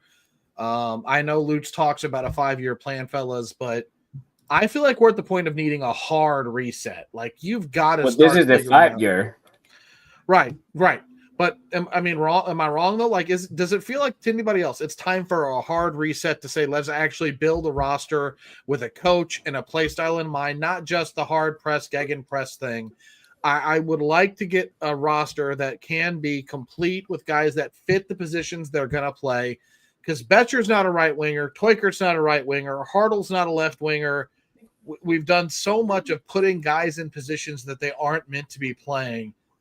It's asking for a lot. It's probably unrealistic, but for me, it's time for a hard reset. Yeah, for sure. I think that could be something. And this is not necessarily my opinions here. This is just what I think. I went off of what I thought Lutz might do. Because obviously talking to these players, I would love that if they all stay and produce and they win the Supporters Shield and they win the MLS Cup. Is that realistic? No. Well, and it's a business at the end of the day. Well, and I think that's the question. So you going through this exercise, we've talked about guys you want to keep. So if you say the core of this team is Hartle, Berkey, Leuven, Klaus, Teukert, Kessler, Ostrock, Baumgartel, we'll give you Durkin, Totland, JGR, Hebert, Celio. I mean, Betcher, Falou Fall if he comes through, but he's a U22, so who knows where he comes in. Yeah, I'm gonna be honest, guys. Even next year, like we'll have some solid pieces, but even next year, I think we're still a work in progress. I don't think we're winning MLS Cup. I think we could be a fringe playoff team for sure. Maybe. There's only one way to find out, right? It's to have the season pass and watch 34 games of soccer and see how this team produces. Yeah. Okay. And I think. Yeah. And I just think that the hardest part of all this is that, yes, we all asking for a reset and to get a bunch of new players, get rid of these players, get a bunch of new ones. But if we have the same sporting director, we're not going anywhere. It's gonna do the same thing over and over again. He's showing in this transfer window that he's not bringing anything different. What is he aiming for? Three center backs were the rumors, and then two center backs were the rumors, and one left wing, right wing. Below average. Yeah. Player. Well, yeah. Go ahead. To be fair, Oscar, ever since Olaf left, the defense has been atrocious. Even when Olaf started to struggle late in that losing streak, the defense you've been consistently letting in 2, 3, 4 goals. I don't mind solidifying the back four. You've got to put money into the back. Well, okay, hold on. So let's just I don't want to act like we don't spend on the back four already. I mean, we've got two centers. We've got two center backs that between them are making $2.5 million. Timo's on the book at over $500,000. So between three center backs, we're at $3 million. So it's not how you're spending, it's the return on investment in that spending that's killing you right now. Because Nilsson's been made of glass and Kessler's been out most of the season, and now Baumgartel's hurt. So that's where, to me, I have the problem. So let me ask you this. Yeah. Let me ask you this. Do you think it's the players or is the style and the way that the club is managing? Because what happens to two of the three left backs that we left go in the past 2 years? One, Nelson. What happened to him? I mean, he won an MLS Cup. He's playing in a system that fits him, and maybe we just didn't evaluate him right. Oh wow, yeah, that's one. What's the second one I'm talking about? Marcani. He's thriving in Minnesota. He's scoring goals. He's having good games. He's not being in the eye of the hurricane. Nothing. He's a successful player. Yeah. That makes you question what are we doing as a scouting, what we doing with our team? Because every time a player leaves our team, they thrive. I mean, it does. So, I mean, Pedro didn't work. He never really worked out. I don't think he even played much at all for the first team. You had Nick Dewar, the guy that never he never acclimated, had homesick issues, didn't work. He left. Giannis Horn was fine, but he wanted to go back to Europe because his wife wanted to be close to home. At least that's what the club reported. And I don't necessarily think that's wrong or inaccurate, but so we've certainly had some misses at left back. We've never quite had. I mean, I thought Horn was the surest thing we've had along with Jay Reed, but we still need to figure out that depth piece. But no, 100%. I think I just, to your point, Oscar, I think there's a couple things. I think one, the conversation is it, I think it's a combination of the players not maybe doing the right things to take care of themselves. I do question our training staff because we've had so many recurring injuries, so many guys that come back. I mean, heck, Totland was close to coming back, gets hurt warming up to come in as a sub. Kessler came back, played a half or 60 minutes. He's hurt, hasn't been back since. Alm, 7 minutes all season. He got hurt in the last preseason game, hasn't been heard of since, and now he's on the season. Alfredo injured himself, went back in, is now on the injured list. Kessler injured himself, went back in, is now on the injured list. Well, I mean, pardon me, Baumgartel. Pardon me. I mean, okay, so I don't fault Alfredo. I mean, he tried to play through it. They could have done more. Why are they letting him play through it? That's my question. And Timo's was like definitely like a head on the knee and got tangled up, and it was. But okay, so another question here, because you're saying, well, we're going through injuries and we have been struggling on the back and so on. But tell me, do the players, specifically on the back line, have made horrendous mistakes to say they're not performing the way they should, or comes back to what is my point, is our team, is our system, is that we're failing to defend with the ball. We're failing defend as a block. This is not one player. This is not that Huber was awful for 6 games. Then Yaro has been awful for 7 games. That Timo doesn't do anything well. And no, I think they all performed well. But they get attacked a lot because our style of play tells the team we're playing against, here, you have the ball and come at us. Hit us and hit us and hit us and find the places until we break. So, Oscar, I agree with you. So, before you joined, I think I had mentioned it in the RSL game alone.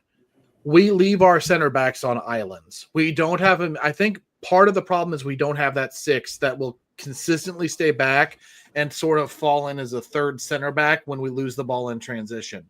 Because no matter whether it was Houston, whether it was RSL, when it was Olaf here, how many times did we say the midfield was missing? Under Critch, same thing. We don't have a midfield in transition where our fullbacks push too far up. We either lose the ball in the wrong areas or there's a lack of awareness and responsibility defensively, because it's usually 3 or 4 attackers running at our 2 center backs. And I'm going to be critical, we don't have an athletic enough back line for that to happen. With the exception of Josh Yarrow, there isn't a lot of pace in that back, especially in the center backs. I'm just going to be blatantly on and say what I see. Can they run somebody down? Maybe, but you're not going to run down Gabriel Peck. You're not going to run down Joseph Paintsill, just to name a few. So it's leaving those center backs on islands. So because we don't have positional awareness and defensive responsibility, in my opinion, that's where I think the struggles start. Because to your point, Oscar, no, I haven't looked even the last 2 weeks, whether it was this past week with JGR and who was in with him? Yarrow. I mean, they didn't play bad enough. They didn't make a whole lot of mistakes, I don't think. The week in Houston, JGR and Vincel, they played fine. Vincel lost his man on that weird back and forth cross, but I just think it's, like you said, tactical. Yeah.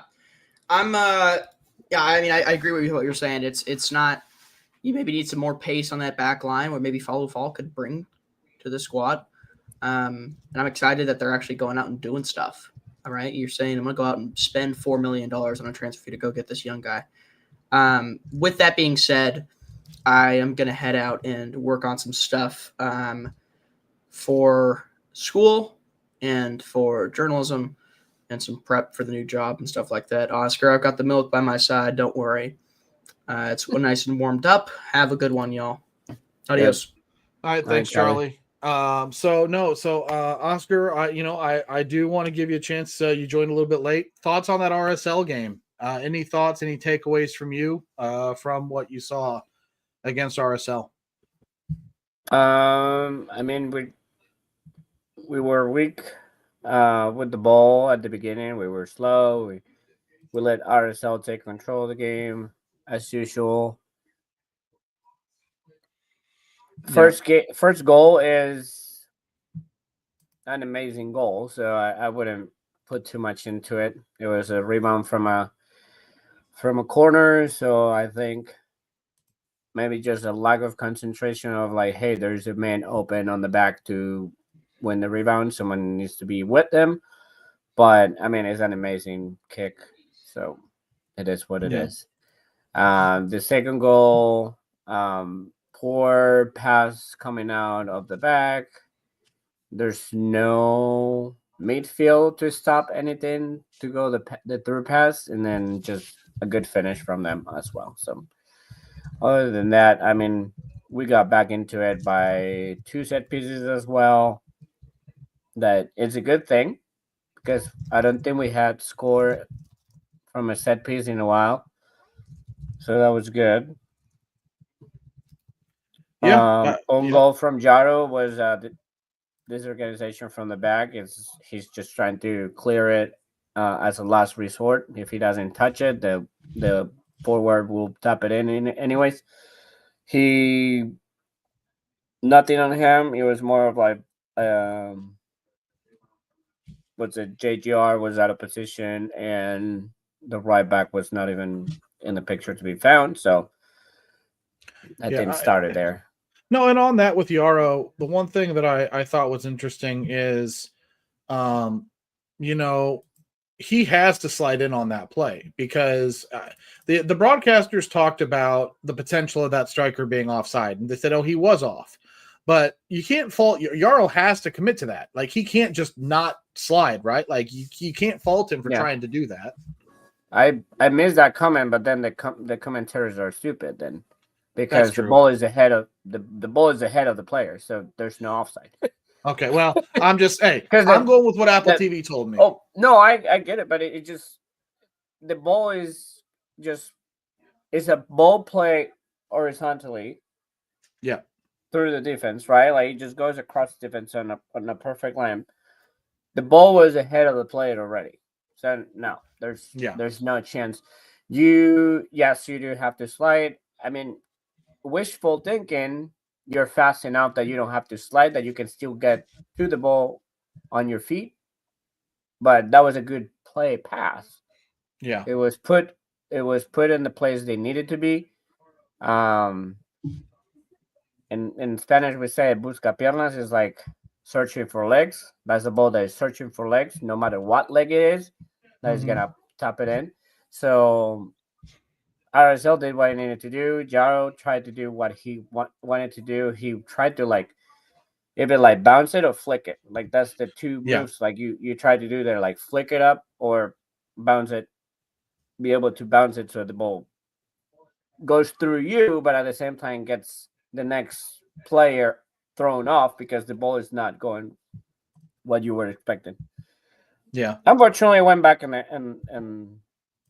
the goal, but I mean, there's so many plays like that, so you cannot blame that player. If you were watching the Club World Cup, Palmeiras got out of the quarterfinal against Chelsea because of a rebound like that. Someone put their foot there trying to block it, and he threw the goalkeeper out of position. So it just happened. Yeah, just real quick, as a real quick segue, we'll come back to City in just a second. I do want to ask, you went down to Miami, Oscar. How was the Club World Cup? How was hanging out with your friends and the Boca Junior folks down there in Miami? That was the best experience I ever had as in a soccer game. Sorry, I was plugging my computer. Oh, you're good. No, it was the best environment I've ever been in a stadium for a soccer game, and I've been in important games back home in Colombia. I remember I've been in qualifiers for the World Cup with Colombia against Brazil. I was in the Copa America final, Mexico against Colombia. But this was just different. These people are built different. Boca Juniors, and you have to think that maybe 50% of these people were actually the ones from Buenos Aires, and the other 50% were the ones that live in Miami, that they're passionate. So it was amazing. It was, when they wanted to be loud, it was the loudest. You could see everybody jumping at the same time together. Obviously, I didn't know anybody on the bleachers, and with the goals that they scored, I ended up hugging 7 different strangers and jumping and screaming, not knowing anybody. And it was great. It was great. It was a party, and even with the tie, that, I mean, unfortunately, the tie came late, because I can't imagine a win from Boca Juniors would be crazy on that stadium. But no, it was worth it. It was way worth it. I don't think not all the games have been has that fun in the environment wise, but the Brazilians have brought a lot of attention to. It's a little shocked that the Europeans have not taken care of any on that end. Maybe for the semifinals they bring something, maybe not. Yeah, they got Fluminense against Chelsea, PSG against Real Madrid. So some entertaining soccer. Mo will be on pins and needles with Chelsea tomorrow afternoon, I'm sure. But we'll see. But no, I mean, the Brazilian teams did have a good run. Palmeiras with a deep run.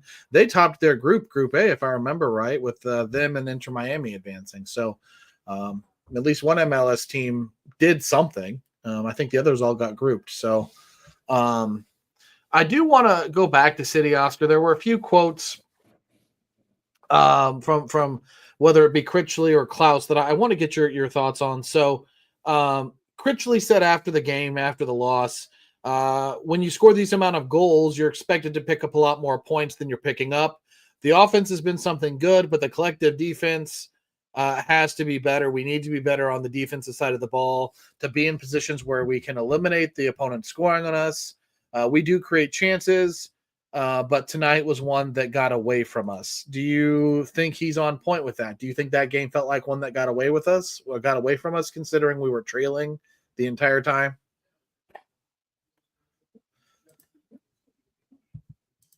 I mean, yeah, they got away from us because they made 2 mistakes at the beginning of the game. They were lack of focus, lack of concentration at the beginning, and you let RSL score early. Yeah. You were not in control of the game, because you weren't. At the end of the game, you put pressure on the team. That should be what a normal situation from a game when you're losing happens. So yeah, you're gonna look like you're creating chances, that you are controlling the game, but I don't think it's that much. It's just because it's a situational time where RSL sits back a little bit to protect the game, protect the lead, and City, as in it needs to be done, is put pressure on it. Yep. It's situational soccer. It's not that you overwhelm the other team with your talent, because if you were that talented, you were doing it since the first minute. 100%. And I to me, it's whether it was this game or even in the Houston game where we started, or no, the Orlando game where we started really bad, or Houston where we had one moment that was bad.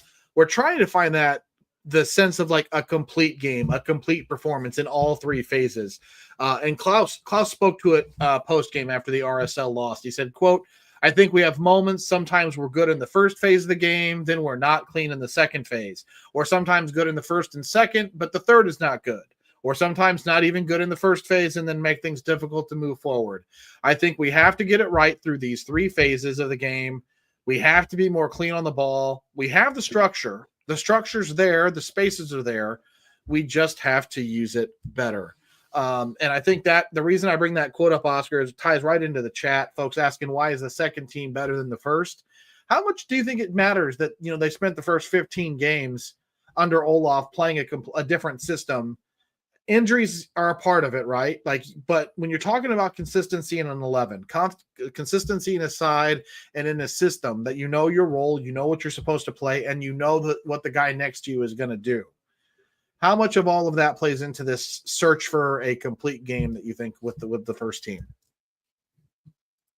I mean, you started over a season basically when you got the new coach, because you got a new system, you had a new style, more freedom or whatever the coach is given to them. So it involves a lot. So you're regrouping and trying to find your identity again. That I keep saying that we don't have one. So it's hard,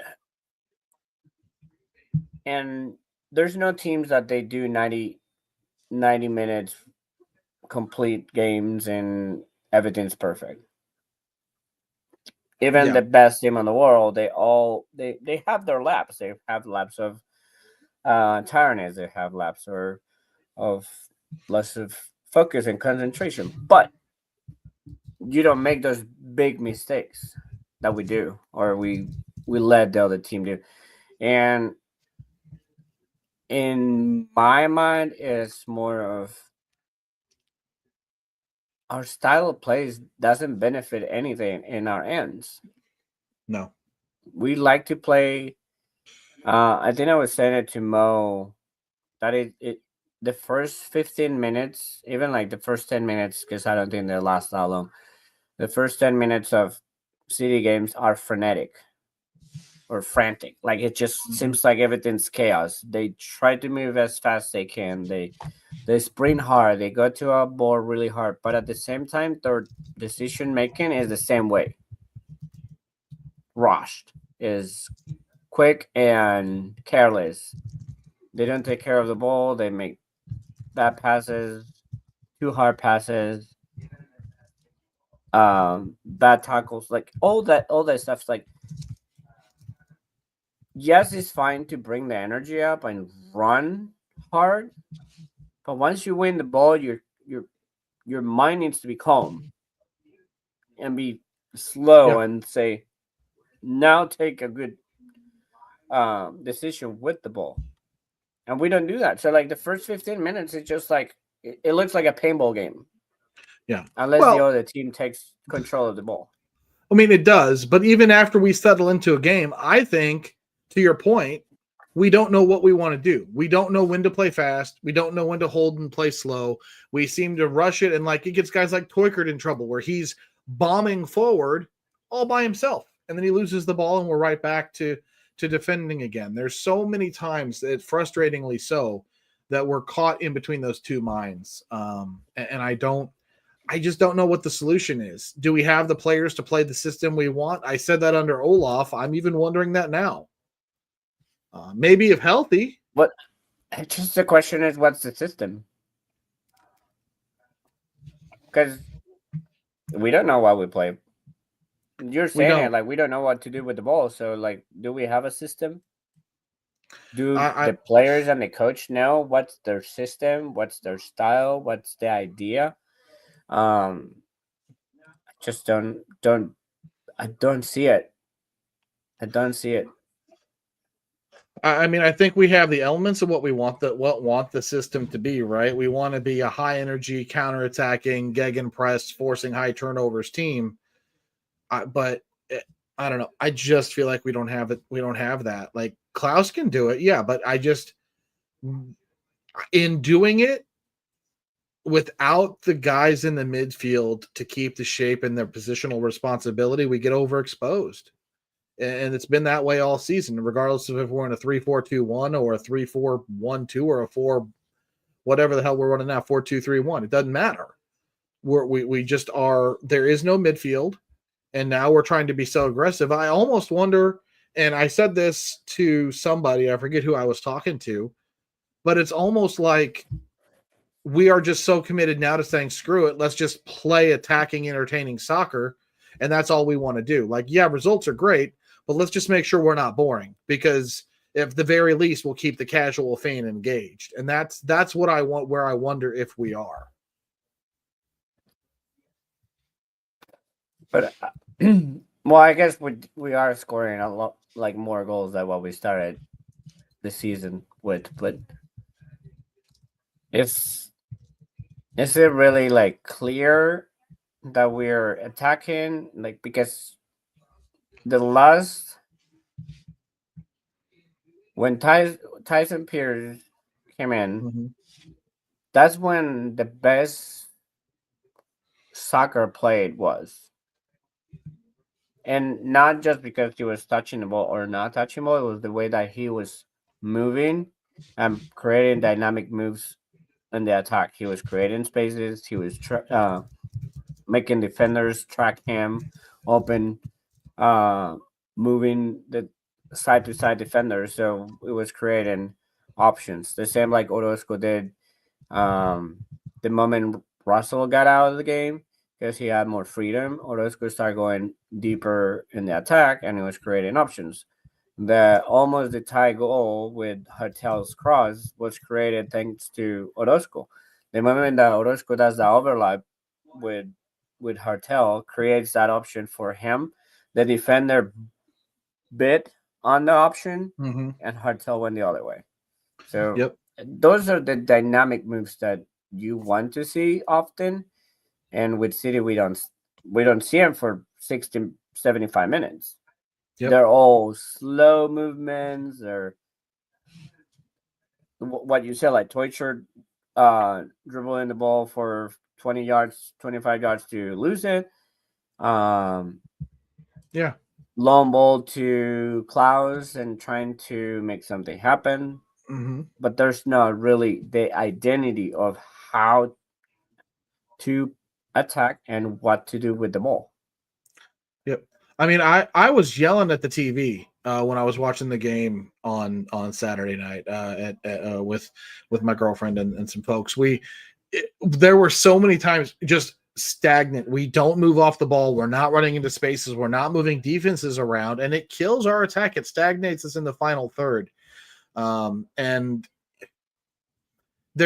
when this team falls behind, it's a major problem. I was looking at this, Oscar. If you're looking like 15-minute segments of the game, City has, in the first 15 minutes, City's been outscored 4-3.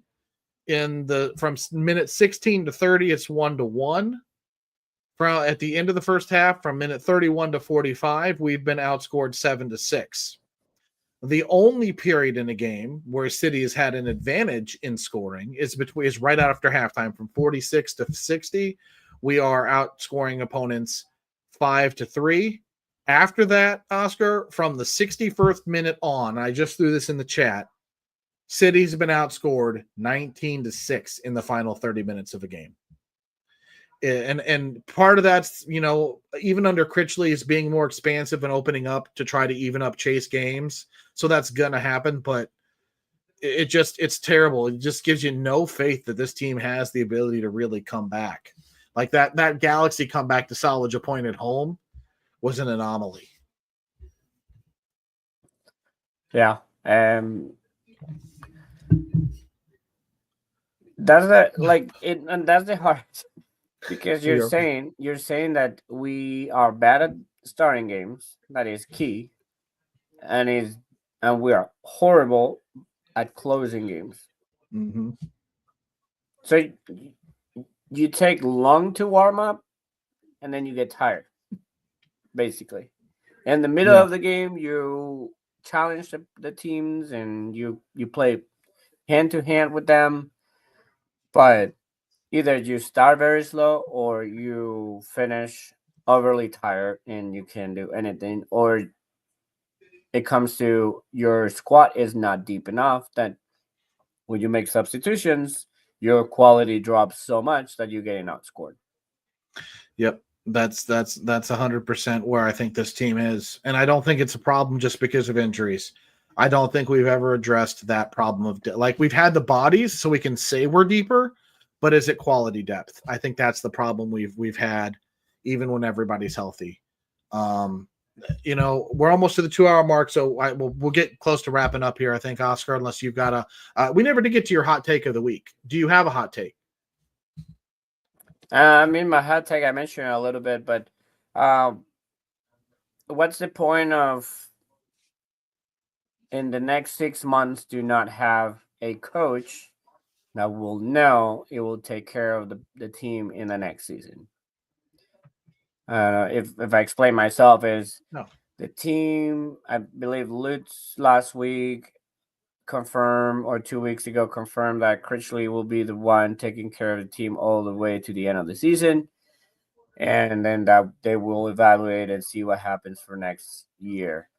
I don't understand what's the point of wasting 6 months and doing the same thing they did to Hackworth, because that's my feeling is gonna happen. Let's be real. When Hackworth took the team, he actually did made things happen, and he was on winning, and it was attractive soccer. We was trying to make things happen, make it the team to playoff. Fell short. Obviously, it was tight for that. But at this point, Critchley has not made any gigantic changes. I mean, sure, we're scoring a little bit more goals, but we're still not winning games. And that's No, what but it matters.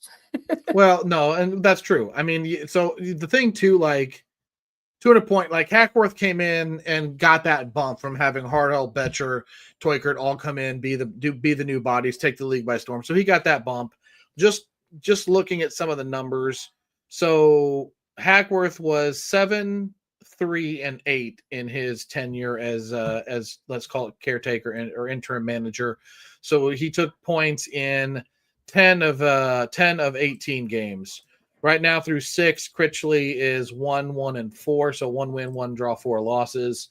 I mean, the numbers like trending out like are similar. Hackworth, his team scored 31, let up 36. Critchley has scored 10, allowed 14, both hovering right around a 30 shot deficit. Critchley's team is averaging higher XG. Hackworth's team let up more XG against. So it's interesting. I feel like Critchley's on pace to kind of be what Hackworth was at the when he took over. He's just had a kind of a rough run of form with injuries. But we'll see. I mean, we've got 13 games to go, so we know Critchley will be the man in charge, so he'll have at least 7 what will that be, 4 plus 17 total games by the time he's done. But to your point, Oscar, yeah, I would like us to name a coach. I'd like to know what the plan is. You can't repeat what you did with Olaf, where you go into a season without knowing what the style is going to be, or does the roster even fit it?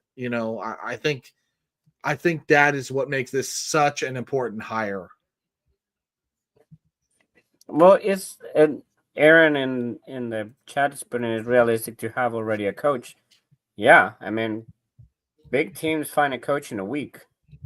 Why can't we? Like I know big teams, they get easier to find coaches, but let's say if this was happening in Chelsea, Real Madrid, Man United, if they want it, they will find one in a week, and that's what normally they do.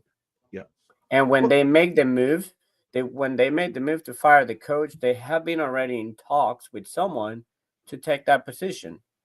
Not the way that we do it, that we fire a coach because he's not performing, but we don't have an idea of what's coming next. Yes, they have to be coaches available.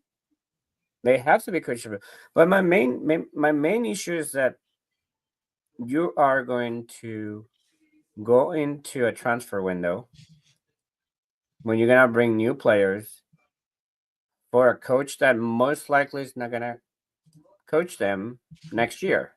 Mm-hmm. So why not use these 6 months, have the coach, bring the players, build the relationship, get out of all that funk of not knowing how your coach works, how your team works, get all that done this season that it doesn't matter. It doesn't matter what you do right now. If you lose all the games, it's not gonna change anything at this point. And you go hard in the next season with something already built. In a perfect scenario, a perfect world, yeah, I would love it. You would have to think Lutz and Diego had a short list, right? Like you were just mentioning, a list of guys that were right under Olaf that they would have evaluated, maybe said that that's who we want. I was just thinking about like Gio Savarese, the former manager of the Timbers. I believe he works for MLS Season Pass still. I don't think he's gotten hired. Could he be an option? God, I'm going to get blasted for it, but Peter Vermees. I mean, you've got proven MLS coaches out there. Some are available. I don't know. I tend to agree. I would really prefer to bring him in before the season ends. To your point, and I think Byron Tim in the chat agrees with you. It's wasting time. But I don't know. City's not in any rush. And I wonder to your.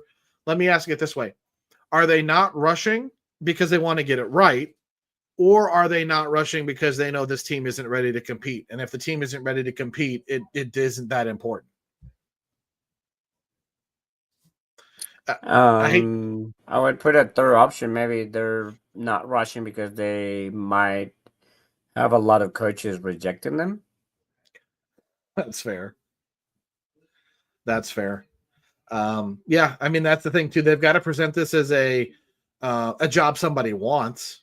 And with the struggles they've had, the injury problems they've had, is it an attractive job anyway? Like at this point, like is it really? You're running up on what 2 years now, near the bottom of the table in the West. You've won one in your last 16 or 17 games. It's not pretty. So I mean, who would want who? How do you present? What is your pitch if you're Diego and Lutz and Carolyn? How do you sell this job? Yeah, like how are you building a project that it's convincing for the coach that is gonna come? Because I think like what they did with Olaf was we're gonna look up the qualities of the coach and the style of play, and then we're gonna hire because of that, instead of like saying I want a coach that brings a project and brings a style, brings a personality. Um, I think it's difficult when your club is saying we want this, this, this, this, and this done, and so much of that is the sporting side. Mm-hmm. I get the winning and the stats and all that because hey, we want to win such and such games. Like we want to make sure that we are obviously a playoff contending team, and those are fine to demand those for a new coach. But to look and say, well, my coach needs to play high press and high energy and counter attack, like no, you don't hire a coach that way. You hire a coach that might suit that what you're looking for, but at the same time, like that, it's bringing his style, his ways, and build a project with. Mm-hmm. And the other ways is you have a coach. Why you gonna entice them with like, hey, we're gonna bring these type of players. We have this much amount of money for you to look into players that we can bring. But I mean, with all of they didn't do anything. No. We talk about it like it was they brought Timo before him, and then it was just like Wallem and Morales, I think the Morales in that end. So Yep, you didn't give him a chance to really say, "Hey, bring your ideas and we cook with it. And that's what I'm And I think afraid they're of. doing the same. They're And that's doing the what same thing. Yeah, well, and that's what I'm afraid of, because you just talked about like a project, right? Like this being a project to turn this team around. If you've just sacked a manager after 15 games, you're not going to show a candidate that's interested in your job that you're committing to a long-term project, because they're going to come into this thinking, okay, if this doesn't work right away, am I going to be out the door just like Olaf? Like that I hate to say it, they shot themselves in the foot a little bit with that, in my opinion. Yeah. Unless you're offering the job and saying, we are going to give you this 6 months and next year, but like full next year, to create a project and create an identity on the team and knowing that the team's doing something, then sure. But you're going to come next year, you're going to hire someone in January, it comes in February, they start playing, and then by April, you're going to be suffering again if the results are not there. You're going to do this, you're going to go back to the same way. So Yep. Yeah, I don't see the point why have these 6 months to fail, because they're already in the trash. Yeah. Have these 6 months to try things, find the best strategy for the team and for the squad you have, with players that you want to start asking in the transfer window. Hey, I want this type, I want this guy, I want to something. And then on the winter, you complement with doing something else, and don't come out and say, no, we did the big signings on the summer. No, you have to do big signings both times, because that's just what it is. It's every team in the MLS is doing signings in the summer and in the winter, and that's how they progress. So you gotta do that. But now it's just a waste of time, and I think they're not gonna change it. They're not gonna reevaluate it. I think there are list of coaches that what they're looking for, they're looking in the wrong ways. They're looking in something that fits what their mentality is, not what the coach can bring to the table. No, and I'm with you when it comes to the transfer window, especially too. Until they align them, or if they ever align them, the summer window is too late. I mean, for this, it's because as we saw it last year, and we're seeing it this year even earlier. We're already out of playoff contention. The window doesn't even open for 3 more weeks, so our season's already gone by that point. So what? Like, yes, don't get me wrong, the summer window is going to help, right? But you've got to do something in the winter. You can't, just to your point, you can't just go on at once. And I would prefer to have, I would hope at the very least they've got some kind of sense of who they're going to hire going into this window, because if they're going to make this the window that shapes everything, you can't not be ready for next season. You can't not be ready for the winter, because when that new manager comes in, they've got to be able to have the players that fit this roster and fit how they're going to play. Like, it doesn't make sense to as you said, it just does not make sense to sit on this, buy a bunch of players, and then come in and say, here, do what you want with it. Like that, that sets the club back, in my opinion. And is it really like help when you're buying a bunch of players when your season's already over? Because we did that last year, and we were like so excited that Hartel, Toyshirt, Betcher, they were overly performing and scoring so many goals and having fun and all that. And then look at this season. Well, I mean, we still had a prayer last year, but we turned it on at the end this year. Unfortunately, we've just been worse off. So I don't know, Oscar. We'll wrap up with this question for you, sir. 13 games left. Is it time to start playing the kids and giving the City 2 guys a chance, or is it because I guess the reason I ask that question is this: if we agree the season is basically a wash, what's the rush in bringing back Kessler to fitness, right? Like, we like at this point, what is the point other than risking alienating your fan base a little bit, maybe losing some of the casual fans? What is the harm in saying, you know what? Let's give these guys time to get right, heal the right way, not rush them back, and then evaluate the rest of your roster, and even to give a chance to the kids to assess who might be ready to take that next step. Yeah, I think use the ones you have available. Don't rush into anything. If you have your squad available, use it. If you need to bring from the City 2 players, bring them. But also like don't at that point like don't damage the City 2 project either, because if they're doing good and they're fighting for something, like it would be unfair when you take players from them and then their season goes to the trash too. So That's fair. That will be a little bit unfair to the ones that they have been working so hard and trying to win Damn next pro, that even it doesn't really mean much for the professional environment type, but it's a category that they're playing and they want to win. So I think that I would protect that as well a little bit. And I would say the last thing it would be, let's try to focus on, if an injury is supposed to be 3 to 4 weeks, let's make it 3 or 4 weeks. Like, not to try to rush the players, but it just like players need to take care of themselves too. So it has to go from both ends. Players need to take care of that.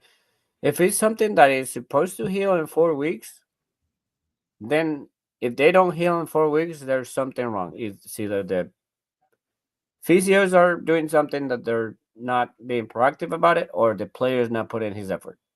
So, but it has to be solved. If that's something we can change and make it happen by the end of the season, would be great. If someone gets hurt and said like, "Oh, he's supposed to be 2 to 3 weeks," then let's make it. Let's make sure like that really happened. Find the process to do it, because we definitely failing on that. 100%. It's definitely time for City to do an assessment, I think, looking internally at their processes for player recovery, but we've got to get these guys right. And to your point, Oscar, you know what? Shout out MLS Next Pro City 2 leading the entire league, 35 points. They've won 7 in a row, overall record of 11-1-4. They are on a roll. We saw 3 City 2 guys called up for the weekend in Salt Lake. Maybe more to come. I think Joyner's probably going to get that first team contract, or at least onto the supplemental roster, because he's out of short-term loans now. So he's made his maximum appearances. So time will tell what happens with Joyner. For City, the first team, tough matchup at the weekend. We are at home, so coming back to Energizer Park. Just a real quick word on who we're playing. We are facing the Portland Timbers. Portland currently sitting at 4th in the Western Conference with a record of 9-6-5. They have a total of 33 points, so quite the gap there. And for Portland on the road, they are just 3-2-4 on the road with a -2 goal deficit. So, but again, it's going to be a big test for a banged up City side. A team in Portland who are led by Anthony. We saw what he could do the last time he played against us. We did a watch along for that one.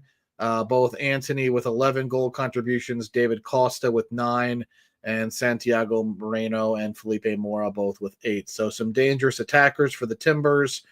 Oscar, I'll be at Energizer Park on Saturday regardless. Are you going to make your return? I presume this will be your first game back potentially since the Club World Cup. Yeah. It's been a month. I haven't been. Nice little I vacation. haven't been in a month. Yeah. So yeah, I'll be back there. Any thoughts? Any hopes, prayers in this one, or are we just going to have a good time? I mean, it's the game. I think I would expect something similar to what Orlando did. Okay. Come out hard and try to get quick goals on us, because that's what has been working for most of the teams lately. Scoring early against City, so we just had to watch out on that. Hopefully the team comes out a little bit more solid, or more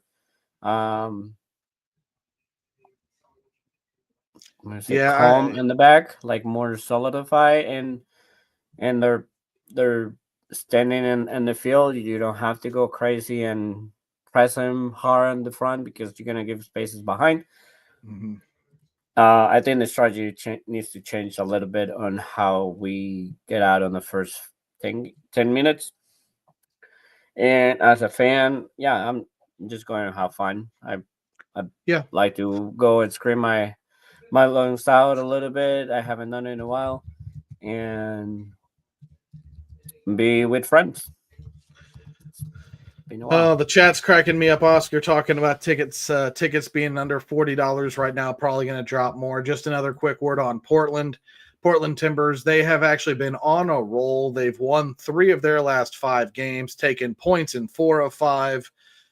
So they have been in very good form overall. They did lose their last away game. That one was a stinker. They lost 3-0 against Toronto. So doesn't mean that they are incapable of dropping an egg every once in a while, but gonna be a tough test against the Portland side. Potentially, we'll see Chris Durkin back. I think he's the only one on the injury list that Critchley has said in the past may be ready for this weekend. Baumgartel was on target for the 19th, next the away day to Dallas. So we'll see. Club may get healthier, but I'm gonna cross my fingers and my toes. I just want to draw. Give me a 2-2 draw at home. Give me some goals. Give me a point. Something to celebrate on Saturday or no Sunday. I think it's Sunday night soccer, isn't it? 6:00 on Sunday night, not Saturday. Sunday night. So it'll be a party. Yeah, I think that's a good score lineup for you.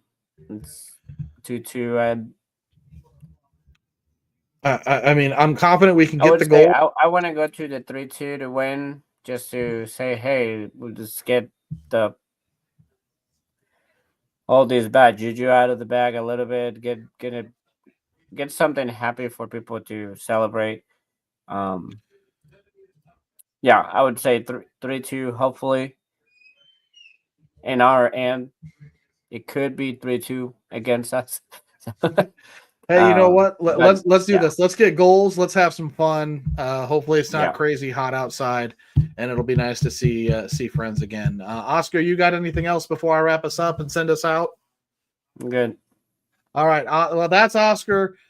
We had Charlie Bill you on earlier. Mo's running things in the background. Shout out to Mo. And of course, I'm Jeremy. Thank you guys all for joining us on another episode of Top Corner Talk.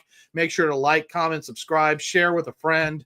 Always here. And again, thanks to everybody in the chat. Ryan, Aaron, Kayla, Byron, Tim. We saw Ali. We saw Romo. All the folks out there helping make this show better and participating in the conversation. Massive shout out to all of you. And we will catch you guys later. Again, thanks for tuning in. Let's go City.